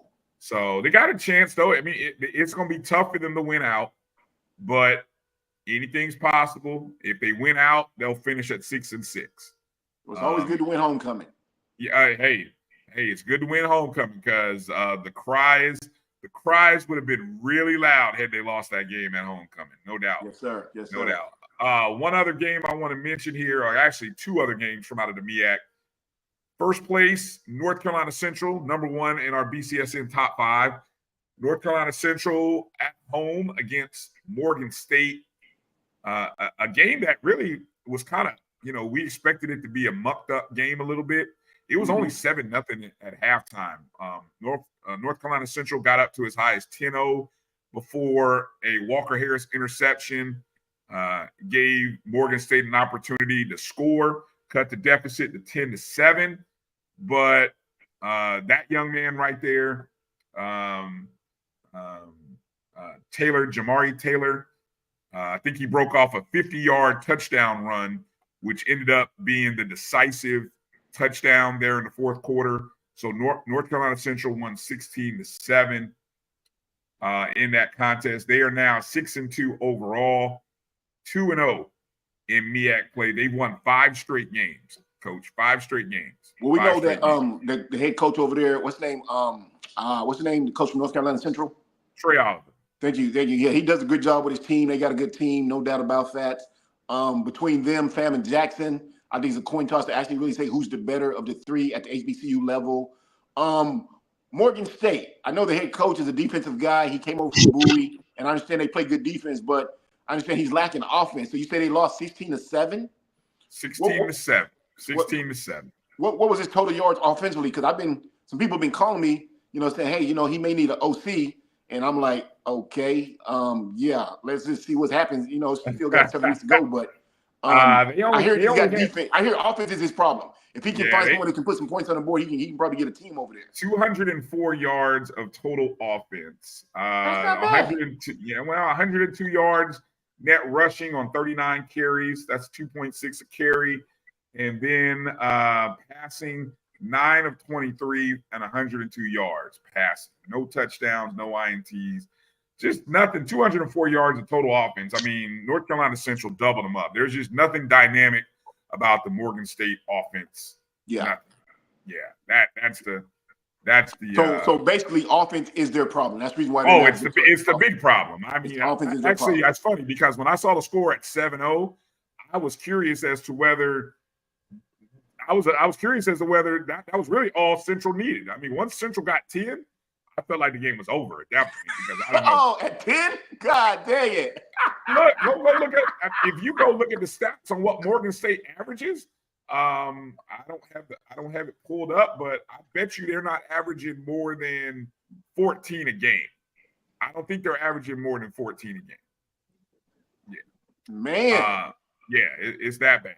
It's that bad, and so that bad. And then the other game was South Carolina State just pulled Delaware State's pants down and just smacked them 69-35. Hey, that was personal. That was personal. Something happened somewhere in the past. Something happened because, come on, you don't beat somebody like that. Well, I mean, 69-35? South Carolina State, that's what I said. South Carolina State passed for 477 yards and 5 touchdowns in the air.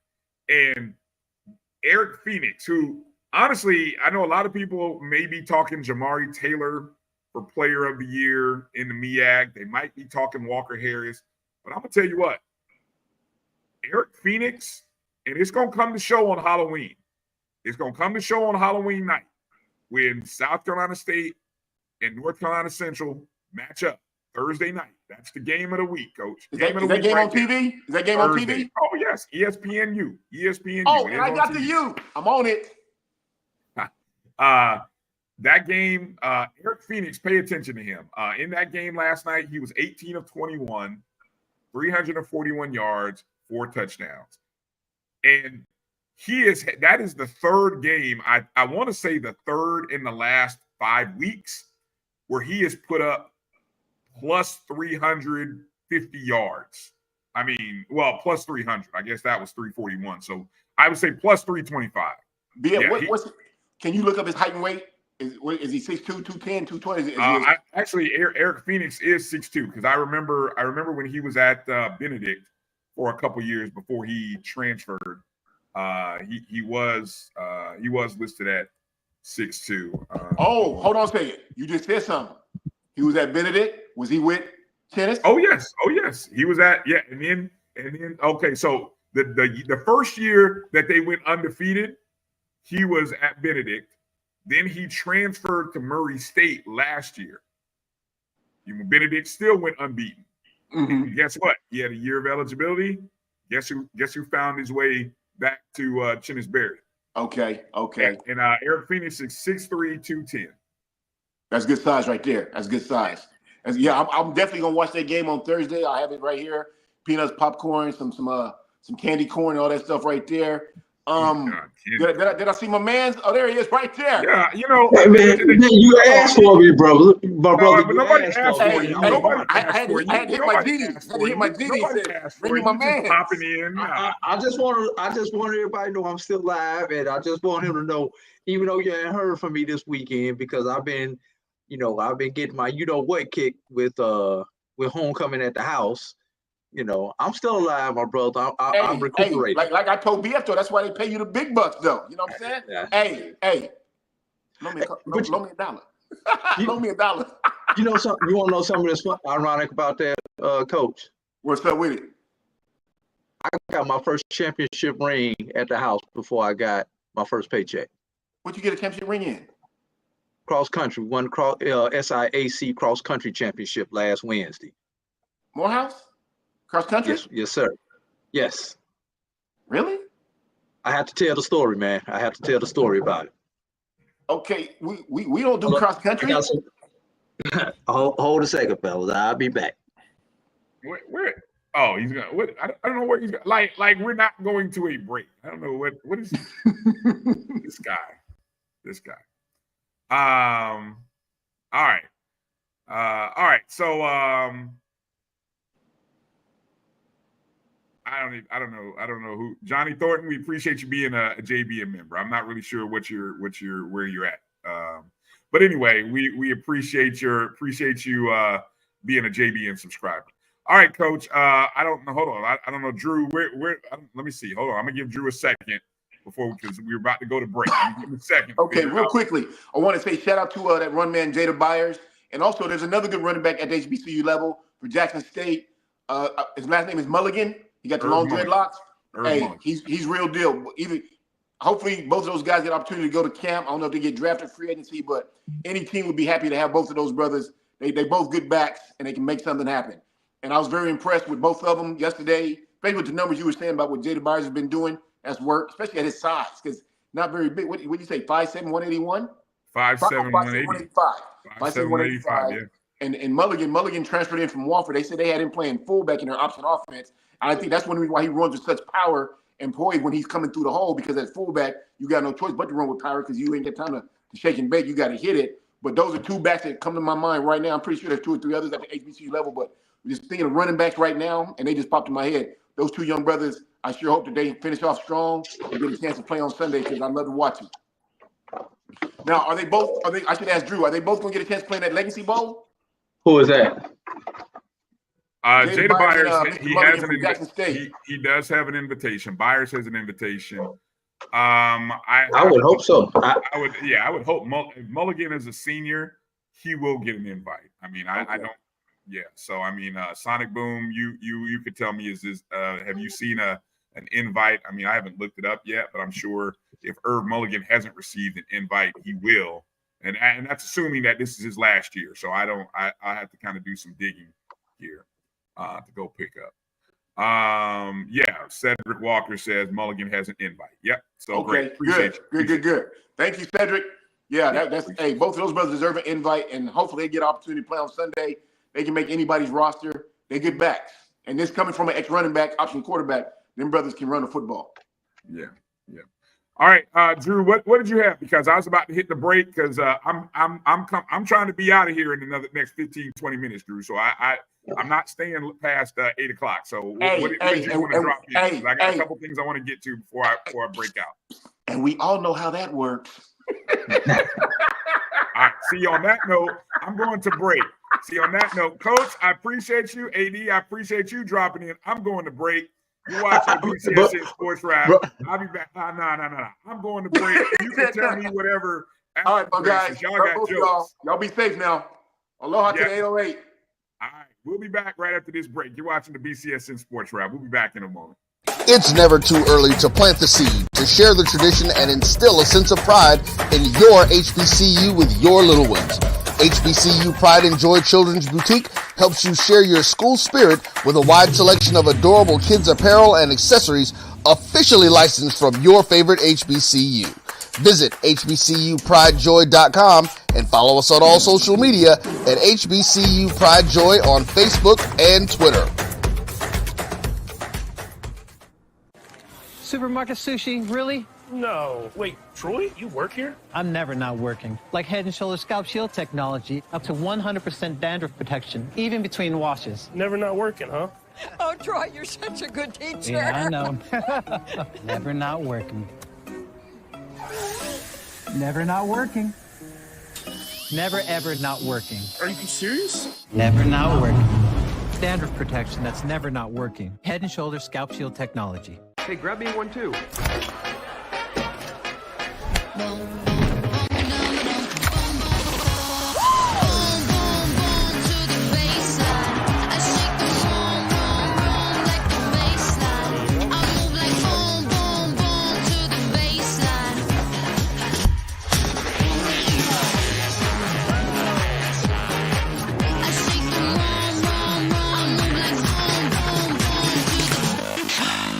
Charmin Ultra Soft has so much cushiony softness, it's hard for your family to remember. They can use less. Sweet pillows of softness. This is soft. Holy Charmin. Oh, excuse me. Roll it back, everybody. Sorry.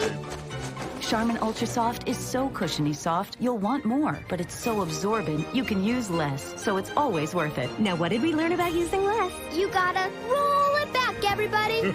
We all go. Why not enjoy the go with Charmin? This is the Dean of the College of HBCU Sports, Kenyatta Cavill of Dr. Cavill's Inside the HBCU Sports Lab with Mike Washington and Charles Bishop. Come mix it up in the lab where the course lecture is in session every Tuesday from 6 o'clock p.m. Central Standard Time on Facebook Live, YouTube Spreaker, or the BCSN app, as we discuss all things about the HBCU sports culture, including exploring the week that was in the sporting HBCU diaspora, as well as the upcoming week of HBCU sports. With me, the Dean, the College of HBCU Sports, on Dr. Cavill's Inside HBCU Sports Lab with Mike Washington and Charles Bishop. Course lecture dismissed.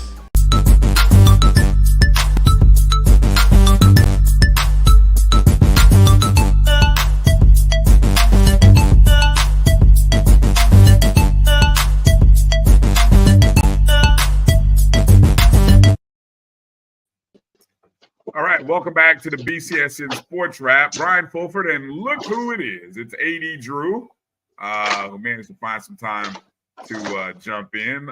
Slide, definitely. It is good to see that AD has recovered from Spell House.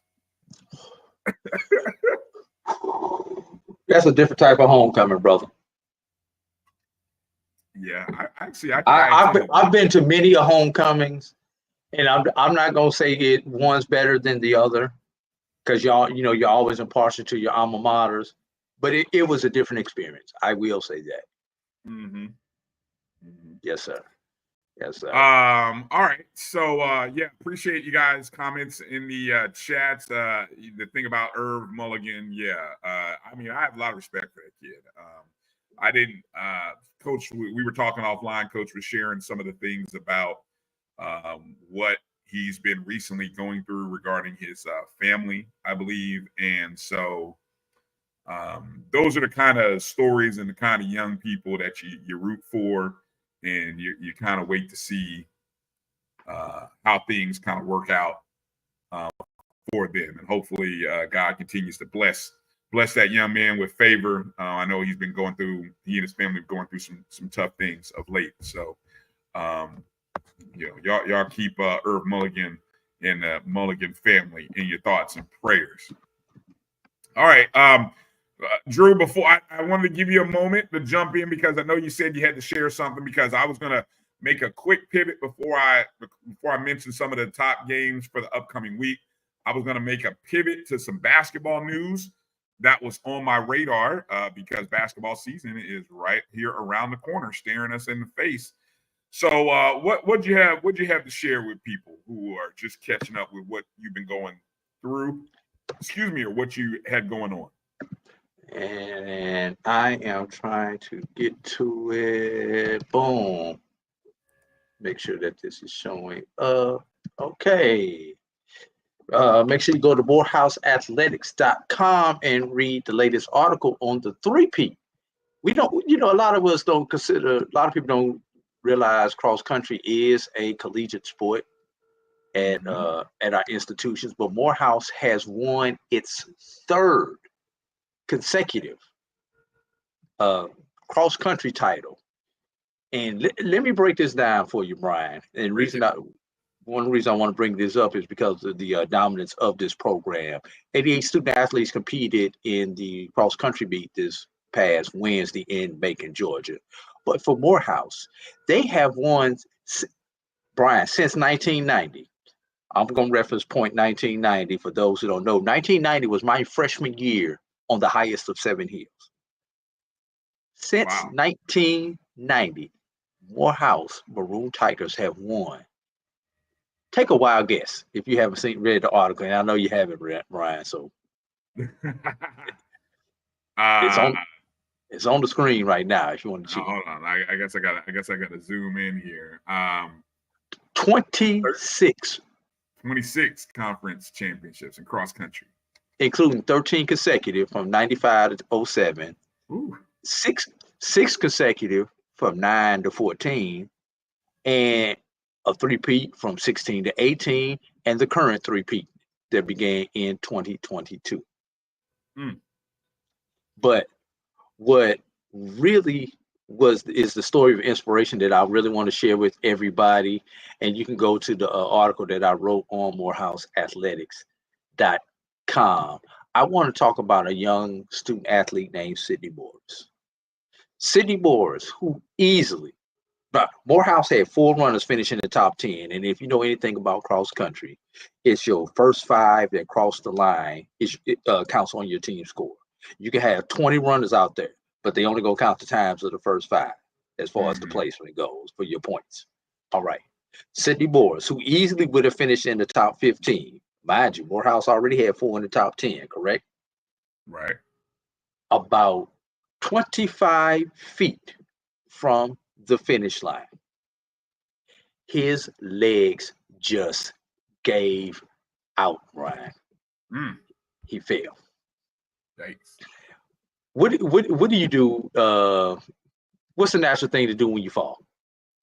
Put your hands down, try to prop yourself up and get up, right? Yeah, probably start crawling even. I'm gonna get to that part.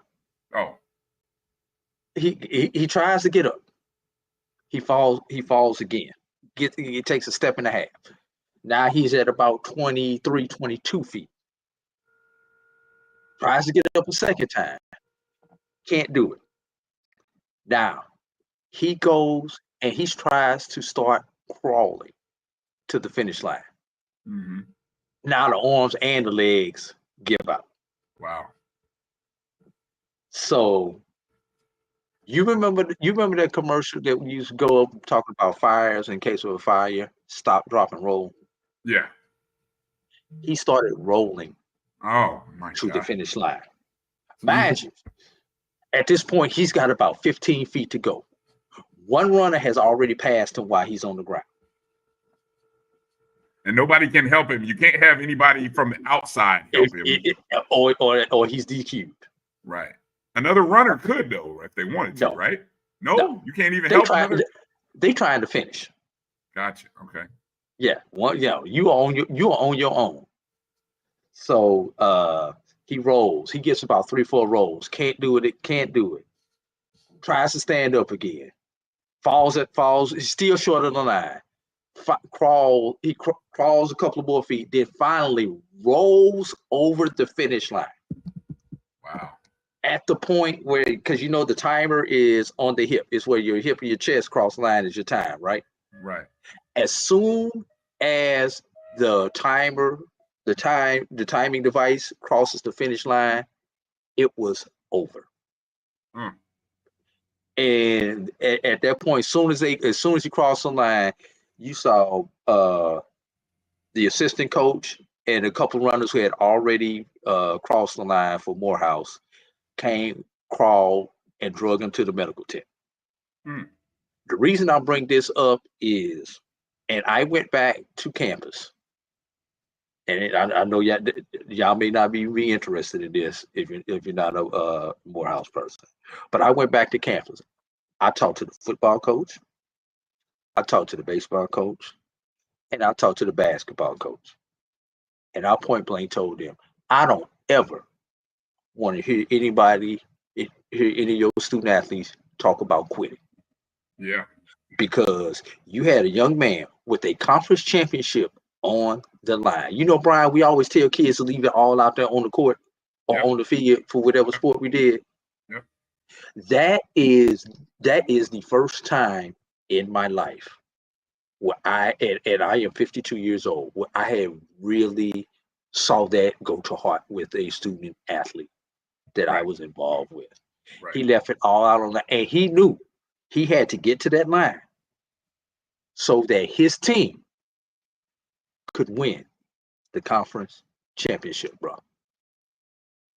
He left it all out there. It was about an hour before he was really recovering and functional from the dehydration, putting his whole body. He gave his body for his school. So, student athletes talking about adversity and everything, you can't do it in the game. I don't want to hear it. I done seen it. It's funny. I had to come on to tell this story. Well, what brings to mind is my first year as a high school athletic director. I had some students that I had to sort of, because I had lost a cross country coach, and I had some kids who were cross country runners. I didn't understand why. You know, just running the run just processing that, I've never been that kid, right? Right. But I went to a meet and I watched all these, and these are high school kids. So I mean, the same, just your thoughts and amazement applies when you're out there and you're watching these kids.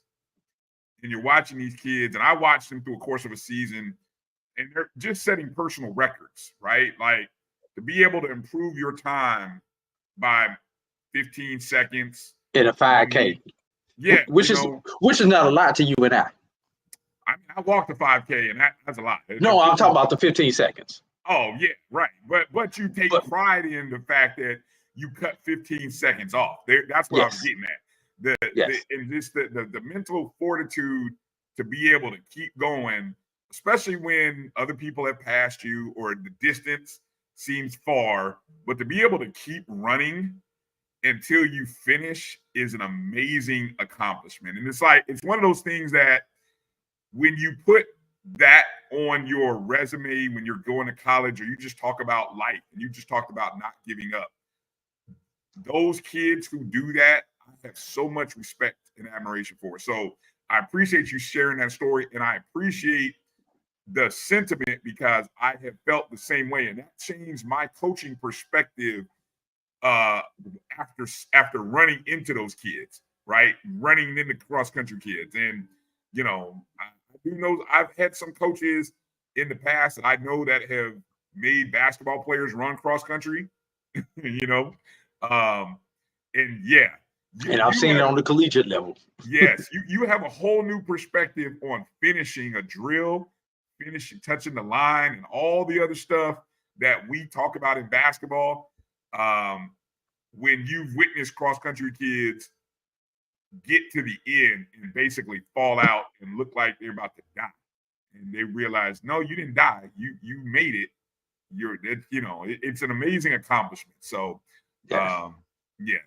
any kid that finishes is a champion in my heart. I know they have times and all that other stuff, but man, any and all those kids who finish, props to them. And Bryan, people ask me why I once I got into athletics and the coaching, and then later on into administration, why I did it.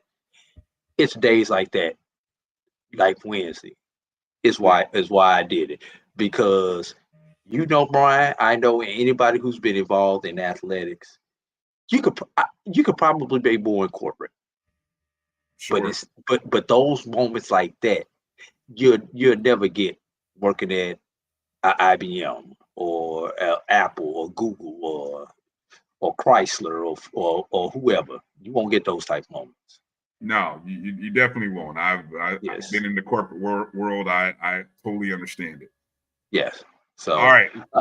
With that, my guy, you got a show to do. I was not going to pop up, but when Norman called me out like that, and I was just sitting at my computer. I'm like, let me pull my headphones out and all this stuff, and let me just pop on for a few minutes. I'll be back. Be back on full time shortly. Everybody got a little bit more housekeeping to do at the house, but gotcha. I'm looking forward to coming back and joining my brother. I might even give you a Sunday off, man. Oh man, well, look at you. And you could do me a favor. If you can get a message to our intern and let our intern know to punch those numbers up, so that way we can get the new top 5 rankings calculated. Maybe we can get those published and pushed out on the internet sometime on Monday. But obviously, the interns got other duties that they're doing, so maybe they can add it on to the list of things, and hopefully we'll get the new rankings out pretty soon. Yeah, man. It's really gonna be. That last thing before I go, Bryan. And first of all, before I do this, I do have on my breast cancer shirt today. Always for the fight for breast cancer. That's number one. And number two, Bryan, I said this morning. I don't know if you watched it, Dr. Cavill. I was on the road, so I didn't turn my video on. But the FAMU Jackson State game, we coined that the game of the year.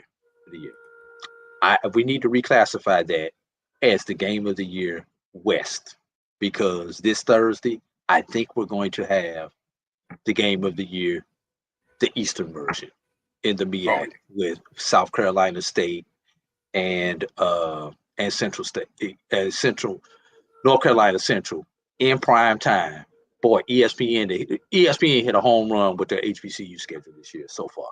That's all I'm gonna say.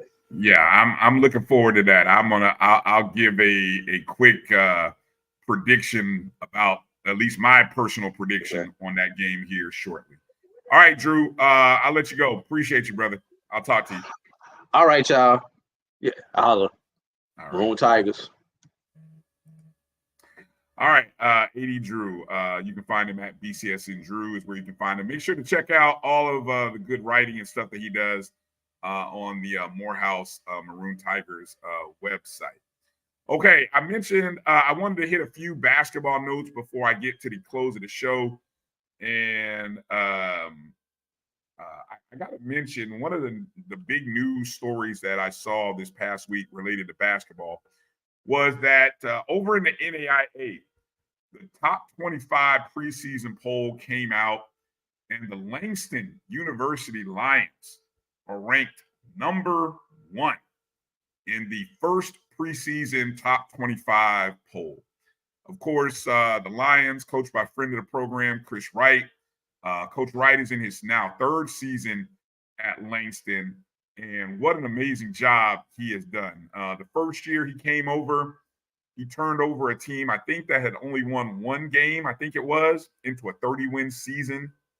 And then last year, Langston went 35-2, went all the way to the national championship game.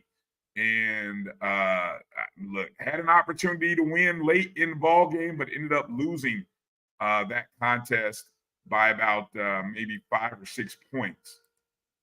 But it was still a great season, 35-2 national runner-up. So what does Langston do for an encore? Well, they open up the season, preseason number 1 in the NAIA. And so they received 13 of 20 first place votes. And so the poll is voted on by a panel of head coaches representing each of the conferences and the independent conference. So there's 20 NAIA groups. And so that's who they vote. The top 25 is determined by a point system based on how each voter ranks the best teams. Each team receives 30 points for each first place votes, 29 for second, so on and so forth. The highest and lowest ranking for each team is removed.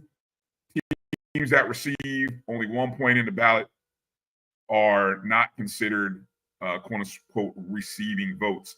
Now, the NAIA polls come out bi-weekly.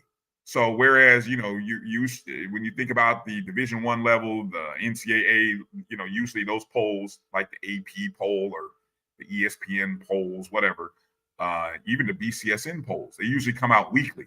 Well, the NAIA poll comes out bi-weekly. So, just wanted to shout out Coach Wright and Langston. Also in that top 25 poll, the Florida Memorial Lions down there in South Florida, Miami Gardens. They actually popped up number 22 on the national ranking. They finished 23-7 last year. And just in case you didn't know, the NAIA season has already actually begun. NAIA's actually started playing this past Thursday. And for example, Langston's first game is on November 1st, which I believe is Friday. So that's Langston's first game. But for example, Florida Memorial played this past week at a classic in Tougaloo, Mississippi, the Tougaloo Classic, I believe it's called. Well, Florida Memorial ended up getting a pair of wins, 75-70 over Tougaloo on Thursday. And then on Friday, they got a 95-81 victory over Rust. Just thought I'd mention that. Talladega has already got a game under their belt. They got a 77-72 victory at Point. I think that's Point University. And then Arkansas Baptist Arkansas Baptist won at Philander Smith on Thursday, 66-63. Now, just in case you didn't know, Philander Smith actually is the preseason favorite to win the renamed HBCU AC, the HBCU Athletic Conference, formerly known as the GCAC. So Philander Smith's men and women were the preseason favorites. So shout out to Arkansas Baptist for getting the win over Philander. But start watching your feeds as you're going to start to see basketball talk as a lot of the cross countries sports are ending. Volleyball is probably on its second half of the season.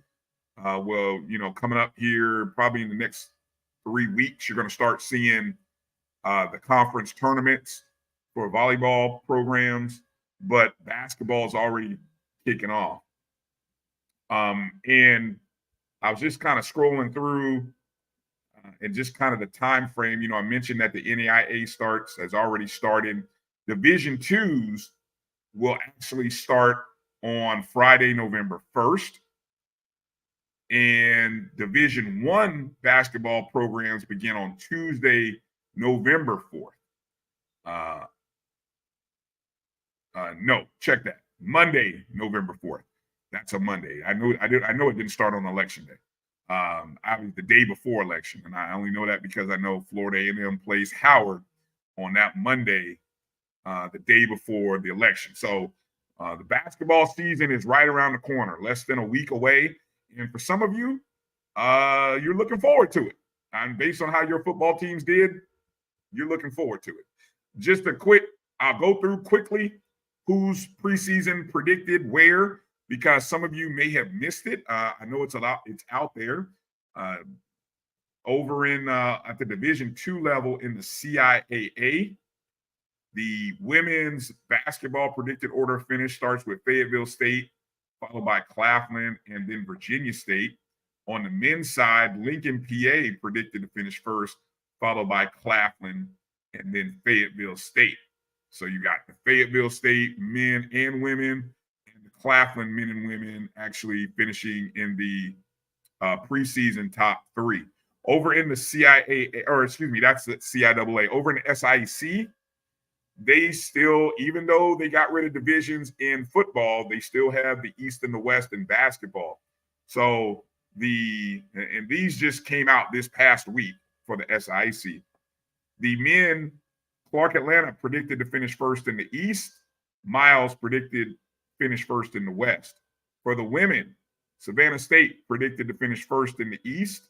Miles predicted to finish first in the West. So there you see the Miles College Golden Bears predicted to finish first for the men and women. Speaking of teams from the SIC, did you guys catch the news announcements that came out earlier this week on Thursday? A lot of buzz. There was a big announcement being made by Morehouse and Tuskegee, and it got a lot of people excited and thinking it was going to be about moving up to Division I. I don't know why were y'all thinking that in the first place. A lot of people were excited. But anyway, the announcement that came out on the 24th was that Morehouse College and Tuskegee University had been selected to play in the 2025 NBA HBCU Classic presented by AT&T on February 15th. That'll be part of the NBA All-Star 2025 weekend, which will actually take place in Oakland, in the Oakland Arena, which I think is the arena that the Golden State Warriors used to play in before they moved into Oracle. This SIC matchup is the fourth year that the HBCU Classic has been played during the All-Star weekend. So this is a great opportunity, great showcase and exposure event for the schools. During the past All-Star, which the 2024 weekend was in my hometown of Indianapolis, Indiana, you had Winston-Salem State and Virginia Union. That was an SIAC matchup. those two schools played in this classic in front of 9,691 fans. So, and I think what is kind of interesting strategically, I think the first year that they did this, it was a pair of SWAC schools. Then in the second year, they went to MEAC schools. Last year was CIAA. This year SIC. Will the I was going to call it the GCAC. Will the HBCU AC get an opportunity to showcase their programs next year in the 2026 All-Star? That'll be interesting. Just wondering. Edwin asked, what do I think the ratings on that matchup? The Morehouse Tuskegee matchup, I guess that's what you're referring to. I don't know. I don't know what I have to really look and try to figure out what the ratings were for the other matchup, Edwin. But I think Morehouse and Tuskegee have been good basketball programs over the last couple of seasons. And Morehouse has been in contention, and I know Tuskegee has put out good programs, good teams over the last couple of years. So I really expect a competitive game from two teams that should have a good standing and a good record by the time they come together at that point. No guess on the ratings, though. I may do a little bit of digging and try to see what I can find out in years past. Over on the NCAA Division I side of things, just in case you forgot or didn't know, again, as previously mentioned, the basketball season begins Monday, November 4th. Over in the MEAC, the predicted order of finish begins with Howard University. They were predicted, they won 12 of the 16 first place votes. Norfolk State and followed by North Carolina Central came in second and third. Over on the women's side, you actually had Norfolk State and Howard both predicted, or actually they tied for first place based on total points, but Norfolk State actually had 11 of 16 first place votes. I don't know how in the heck. The only thing I can guess is that people who didn't pick Norfolk State first must have picked them third. That's the only thing I can think of how the points worked out that way. So anyway, but that's what you got on the MEAC side. Over on the SWAC, Grambling State was the predicted first place team on the men's side. They got 10 first place votes, but take note, a total of 8 schools, so 7 other schools did receive a first place vote. So although Grambling got 10 of the, let me see, it would have been 10 of the 24 votes. I wouldn't call it a majority.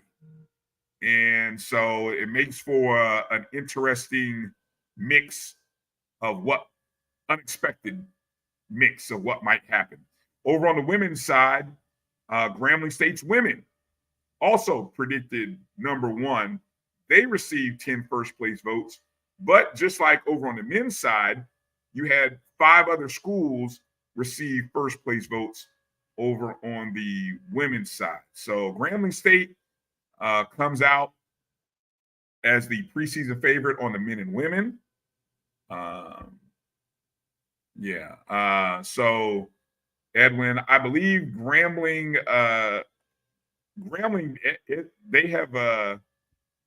they are bringing back a good group of players on both teams. See, on the men's side, they have the offensive player of the year in Kentavious Dozier.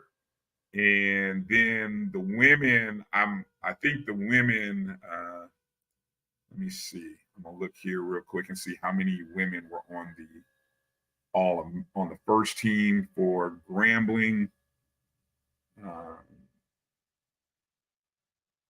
Well, it's kind of funny. It's funny. Here's what I'll say. Grambling didn't have any players on the first or second team. right? But if you know how the SWAC, how that works in the SWAC, they kind of look at who was there last year and they kind of project. And really, because Grambling gets so much out of their top 10, I mean, they don't really have a dominant one. Like, I mean, FAMU's FAMU had the player of the year last year because she was a bucket. I mean, she was a walking bucket. I mean, put that team on her shoulders. Grambling State, they have very good players, but they don't have a singular person that just carries that team. So sometimes one of the oddities of and the way the SWAC voters the SWAC voters are SIDs and coaches, okay, just so we're aware, it's not media.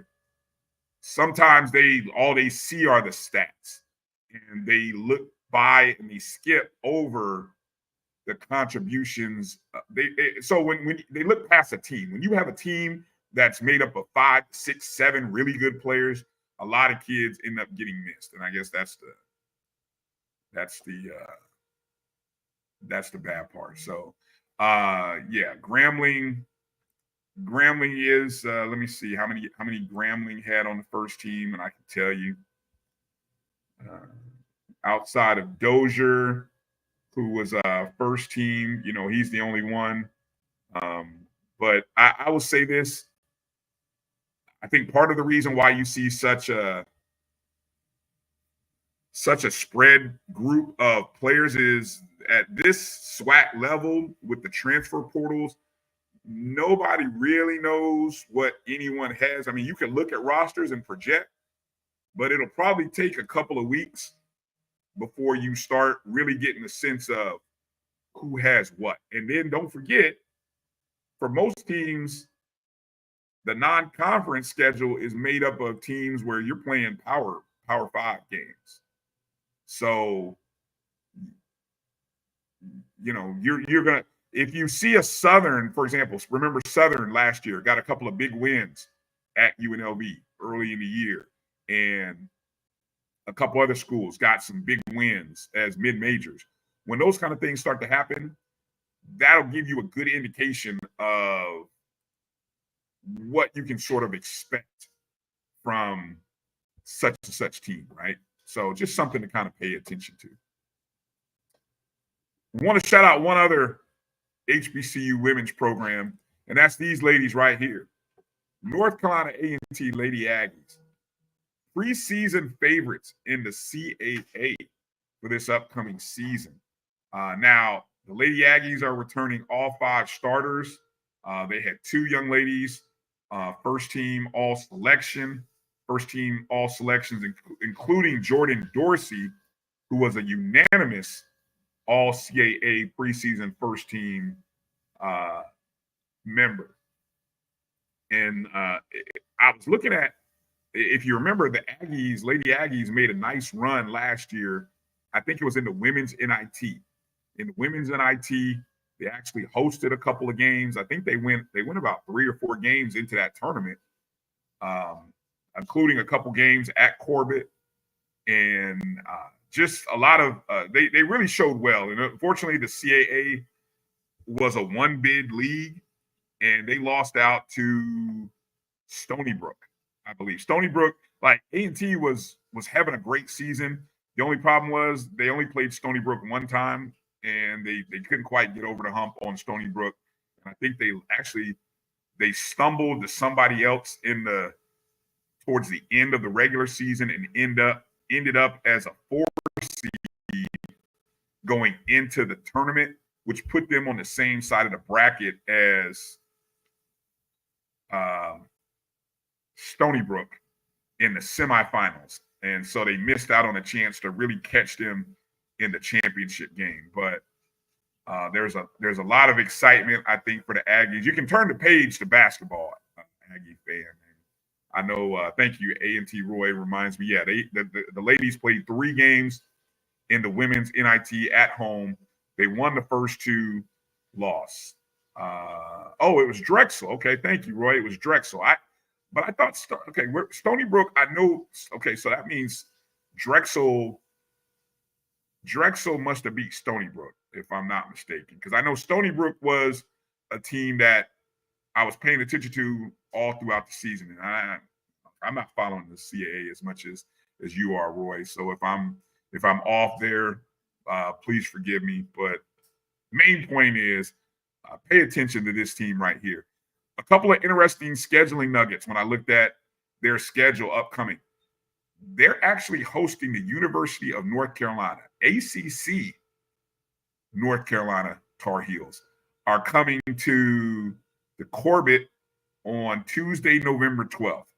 So that should be an electric atmosphere. There's not too many times that you're going to see an ACC school come over to the HBCU, but it is North Carolina. There seems to be a better cooperation and a better working sense of working in community. But they're coming over to Club Corbett, so that should be a packed house. That should be a great atmosphere as the UNC Tar Heels of the ACC take on North Carolina A&T. And then if we're just talking about this space of HBCU women's basketball programs, there is no bigger game than the game in the Corbett Center on Sunday, December 15th, as Norfolk State, former MEAC rivals of the Aggies, come to town. And I don't know, if I had a preseason ranking of the 1 and 2 top teams in HBCU women's basketball, 1 and 2 would probably be North Carolina A&T and Norfolk State. One, I don't know which one. I have to check with Liv at Liv for Hoops. I got to find out what Liv thinks. Who would she rank number 1? But that should be a good game. That game will be worth watching. So I don't know where they're going to broadcast that game at, but it should be. So congratulations to Lady Aggies. We'll be definitely paying attention to you all during the course of the season. Final basketball note for me. I saw this come across Twitter or X on Saturday that Tennessee State guard Christian Brown, who is a 6'6" guard from Oak Hill Academy in Virginia via the University of Georgia. He was at Tennessee State his last 2 seasons, the last 2 years. He was selected with the 6th overall pick in the NBA G League draft by the Sioux Falls Skyforce. Now, that's the G League team for the Miami Heat. Brown was a 4-star recruit, ranked somewhere like 64 or 66, depending upon if you pay attention to ESPN and Rivals. Back in 2019, when he came out of high school, when he came out of Oak Hill, he did end up going to Georgia for a couple of seasons, and then he transferred to Tennessee State. Actually, he was at Georgia for 3 years. Obviously got the COVID year, and then he transferred to Tennessee State. Last year, he played in 28 games, averaged 12.8 points a game, 3.4 rebounds, 1.1 steals, in 25.2 minutes a game, shot 36% from three-point arc. A year before, he shot 42% from the arc, averaged 12 a game, but he only played in like 17 games that year. I don't know if it was injuries related or something else, but so congratulations to Christian Brown and the opportunity that he will get. And then there was also another HBCU player that got selected in the draft, and I hope I'm going to say his name right, Olisa Okanobi, who he is an Alabama A&M grad. He was selected in the 2nd round of the G League draft, 17th pick in the 2nd round by the Rip City Remix. They are the G League team for the Portland Trailblazers. And Okanobi is 7 foot. He's from Abuja, Nigeria. And he actually was at Alabama A&M the 22-23 season, where he transferred from Morehouse to Alabama A&M for that season. He averaged 8.5 points, 1.9 blocks, while making nearly 57% of his shots from the floor.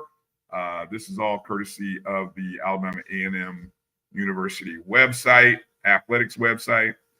Okanobi registered a team-high 12 rebounds against Illinois in one particular game. But, they say you can't teach height.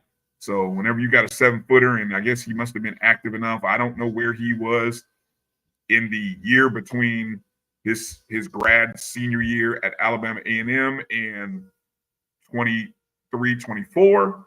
But wherever he was, it must have got him some looks so that the young man got an opportunity in the G League. So congratulations to Christian Brown and Olisa Okanobi. All right. Going to close out the show here by just kind of taking a look ahead at the big games, big football games for the upcoming weekend. Again, I told you guys the BCSN top 5 would be coming out a little bit later. That reminds me, let me kind of give my personal top 10. So since there's no BCSN top 5, let me give you my personal top 5. I'll share that with you guys, and you guys can hit me up and tell me I'm crazy or whatever. Hit me up on X at DRB365. You know.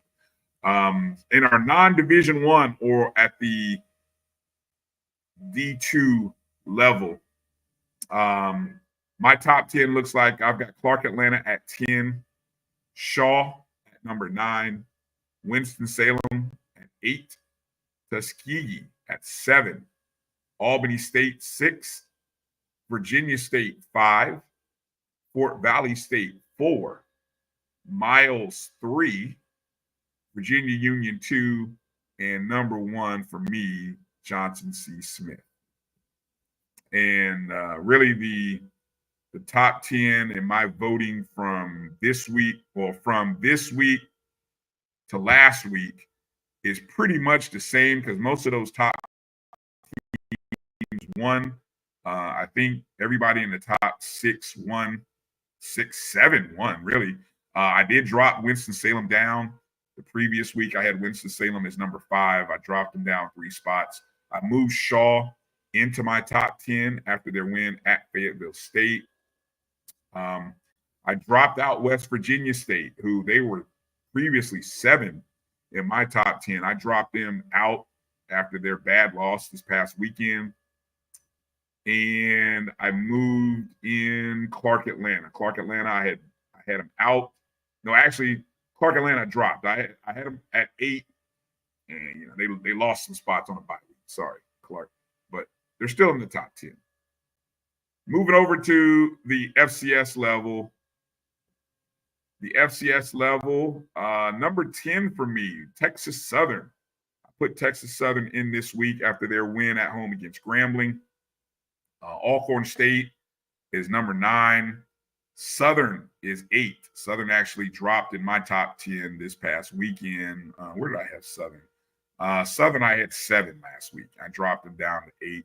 Alabama State, I moved I moved them up. I switched Southern and Alabama State. So Alabama State is 7. Hampton sits at 6. FAMU at 5. South Carolina State 4. Tennessee State 3. Jackson State 2. North Carolina Central 1. Yeah. So Edwin, only 8. Yeah. Look, Southern is it really is hard after you get past the top 5 or 6. And I am still giving Southern credit for sitting in first place over Alcorn. Now, we'll talk about this upcoming week's opponent. If Southern were to crap the bed this upcoming weekend, I'll have a whole different take about that. But right now, they're 8. And what I heard, an interesting conversation on the show this morning with Dr. Cavill's show, is you got a matchup upcoming where South Carolina State, who's either 3 or 4 in a lot of people's polls, taking on number 1 North Carolina Central. And would people move, or how high would South Carolina State move should they win this game on Thursday? And I'm not going to lie. For me, I mean, Jackson State is playing UAPB. Tennessee State is playing a team, two games they should win. I honestly, by the value of the matchup and records, I'm going to have to, I would jump South Carolina State. I really would. I really think if South Carolina State wins that game, I would probably move them to number one. I really would. I know a lot of people are like, oh, you know, somebody loses, you kind of just move people. Well, I mean, I really need to see how that game plays out. You know, if South Carolina State, if they dominate that game, if they dominate North Carolina Central, I'm definitely putting them in at number one. If they catch some breaks and they sort of benefit from bad play, self-inflicted wounds by North Carolina Central, so to speak, I might reconsider and everybody might move up. So I really have to wait to see how that game plays out. But I'm open to the idea and thought that South Carolina State could become the new number one team based on how they perform on Thursday. And so with that said, the number one game for week number 10 in the HBCU football space is none other than Halloween Thursday night, North Carolina Central traveling to South Carolina State.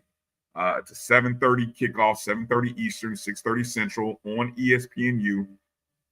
Tiffany and Jay will probably be calling it. I was just looking at the Massey ratings, the prediction. It's about a 3-point ball game. Right now, it'd be in favor of North Carolina Central as the road favorite. And that is enticing to me. And so I do think there will be points put on the board. So I'll be looking at if I can see any type of number close to 50, 49, 50 points, I'm taking the over because I think there'll be some points in this ball game. Two outstanding offenses. So I'll look to play. I would probably pause if it's anywhere in the 53, 54 range. But if I saw a number at 49, 50, 48, 49, 50, I'm jumping on the over. And if the line comes out as 3.5, if South Carolina State is a 3.5 point underdog, I'm gonna have to lay with South Carolina State. I'm right now. I'm leaning towards the dogs. Great question, them boys. When was the last time North Carolina Central beat South Carolina State at home? Well, let's see. You know, the best way to answer that question is we'll go right to the website for the school. We'll take a look at the North Carolina Central schedule. Usually we can get a history of this matchup.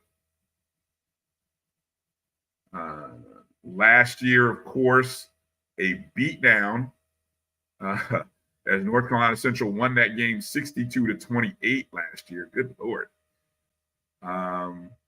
And actually, the last time that South Carolina State defeated North Carolina Central in Orangeburg was 2022. Defeated them 26-24. So there you go.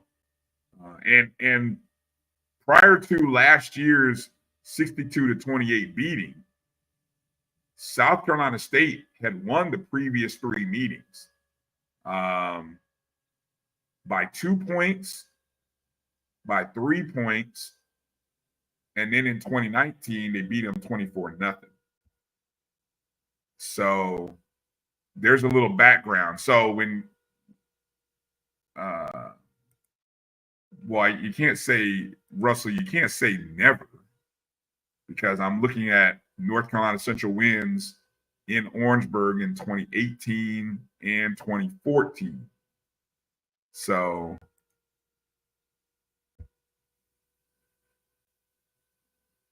2011, North Carolina Central lost. So I actually, when you look at the number of times that these two teams have played, I see more games in Durham, North Carolina. There's actually one time that they played in the Circle City Classic back in 2012. But so, yeah, I feel now seeing this, and again, you got to think that's the last year of the Buddy Pugh era. Last year, it was one of those years, and the previous years were better Buddy Pugh teams, and so I think this South Carolina State team is a little more adept to playing ball with North Carolina Central. Let me see. Edwin asks, how do I lean to a 2? How do I lean at 2 to beat number 1 when number 1 hasn't shown any signs of being defeated by the Blacks? I'm looking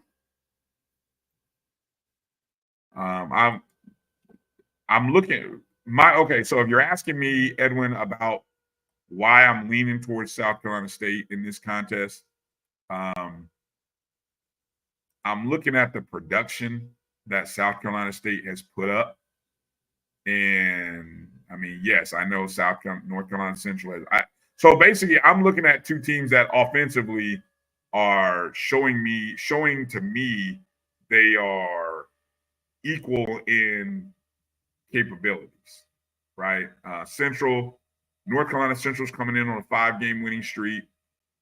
South Carolina State is coming in on a 4-game winning streak.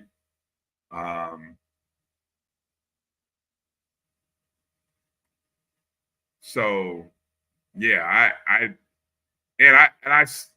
don't know, man. I'm going with the fact that you got a team at home. I think being at home will make a difference. Now, I don't know what kind of crowd is going to come.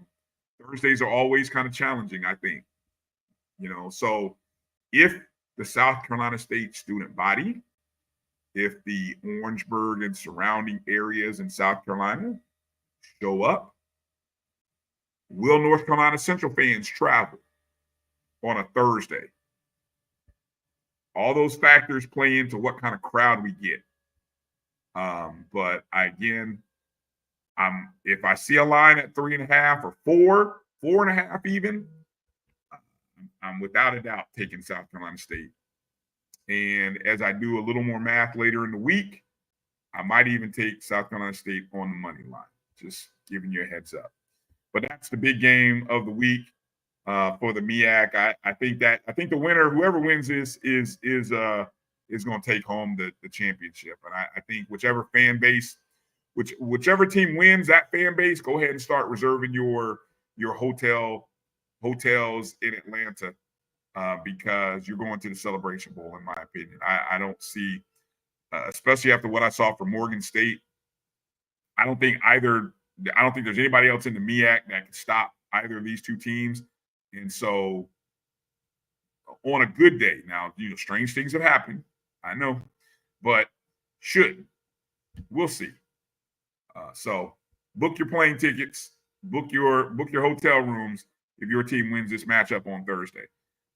Then when we get into the rest of the weekend in the SWAC, this is the first weekend in the SWAC where we get all 6 SWAC v SWAC matchups. So this week and next week, you get 6 SWAC games, SWAC versus SWAC. The big games this upcoming weekend, you got Southern tied for first in the West, taking on Alabama A&M at Alabama A&M, a team that just lost the Magic City Classic, 1-2.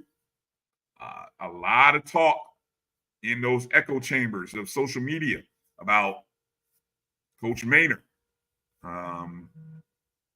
It'll be interesting to see what Southern does. Southern has a lead right now by the virtue of their tie with Alcorn. How does Southern respond on the road for the second consecutive week? Be interesting to see.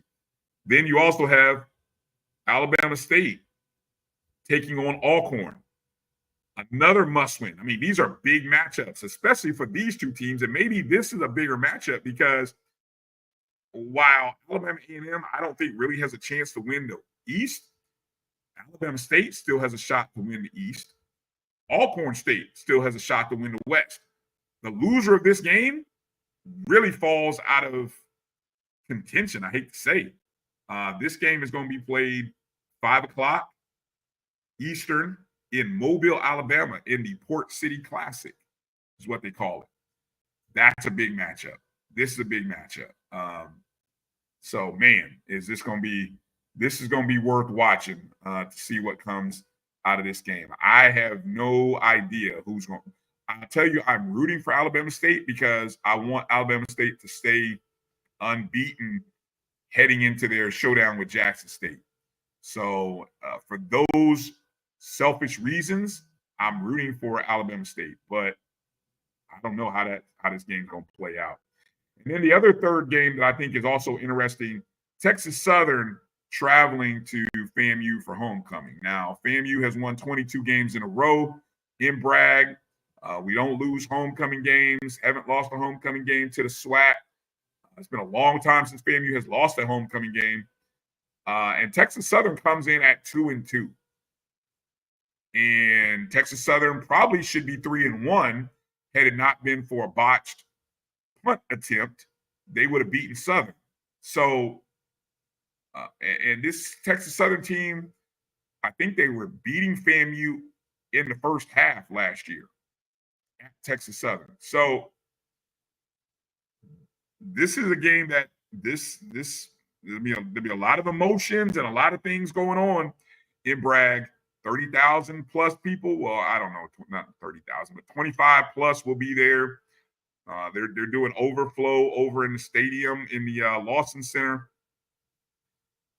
FAMU better be sharp because Texas Southern, we've seen them be able to play with teams, and they're not gonna back down. They're not scared of FAMU. I don't think they're gonna be scared of FAMU. So this will be a good matchup. So those are the three highlight games from the SWAC, in my opinion, for that week. Now, I already mentioned over in the SIC that the big game is Tuskegee at Clark, and what could happen. Again, if Tuskegee ends up winning that contest, it sets up for the final week of the regular season in 2 weeks, where the top 4 teams in the SIC, and I'm going to go back and see if I can quickly show the standings. There's the top 4 standings as of today: Miles, Fort Valley, Tuskegee, Albany State. So in 2 weeks, Albany State at Fort Valley State, and then Miles at Tuskegee. Now, again, that's all.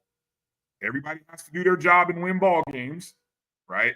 And Tuskegee has to travel and beat Clark.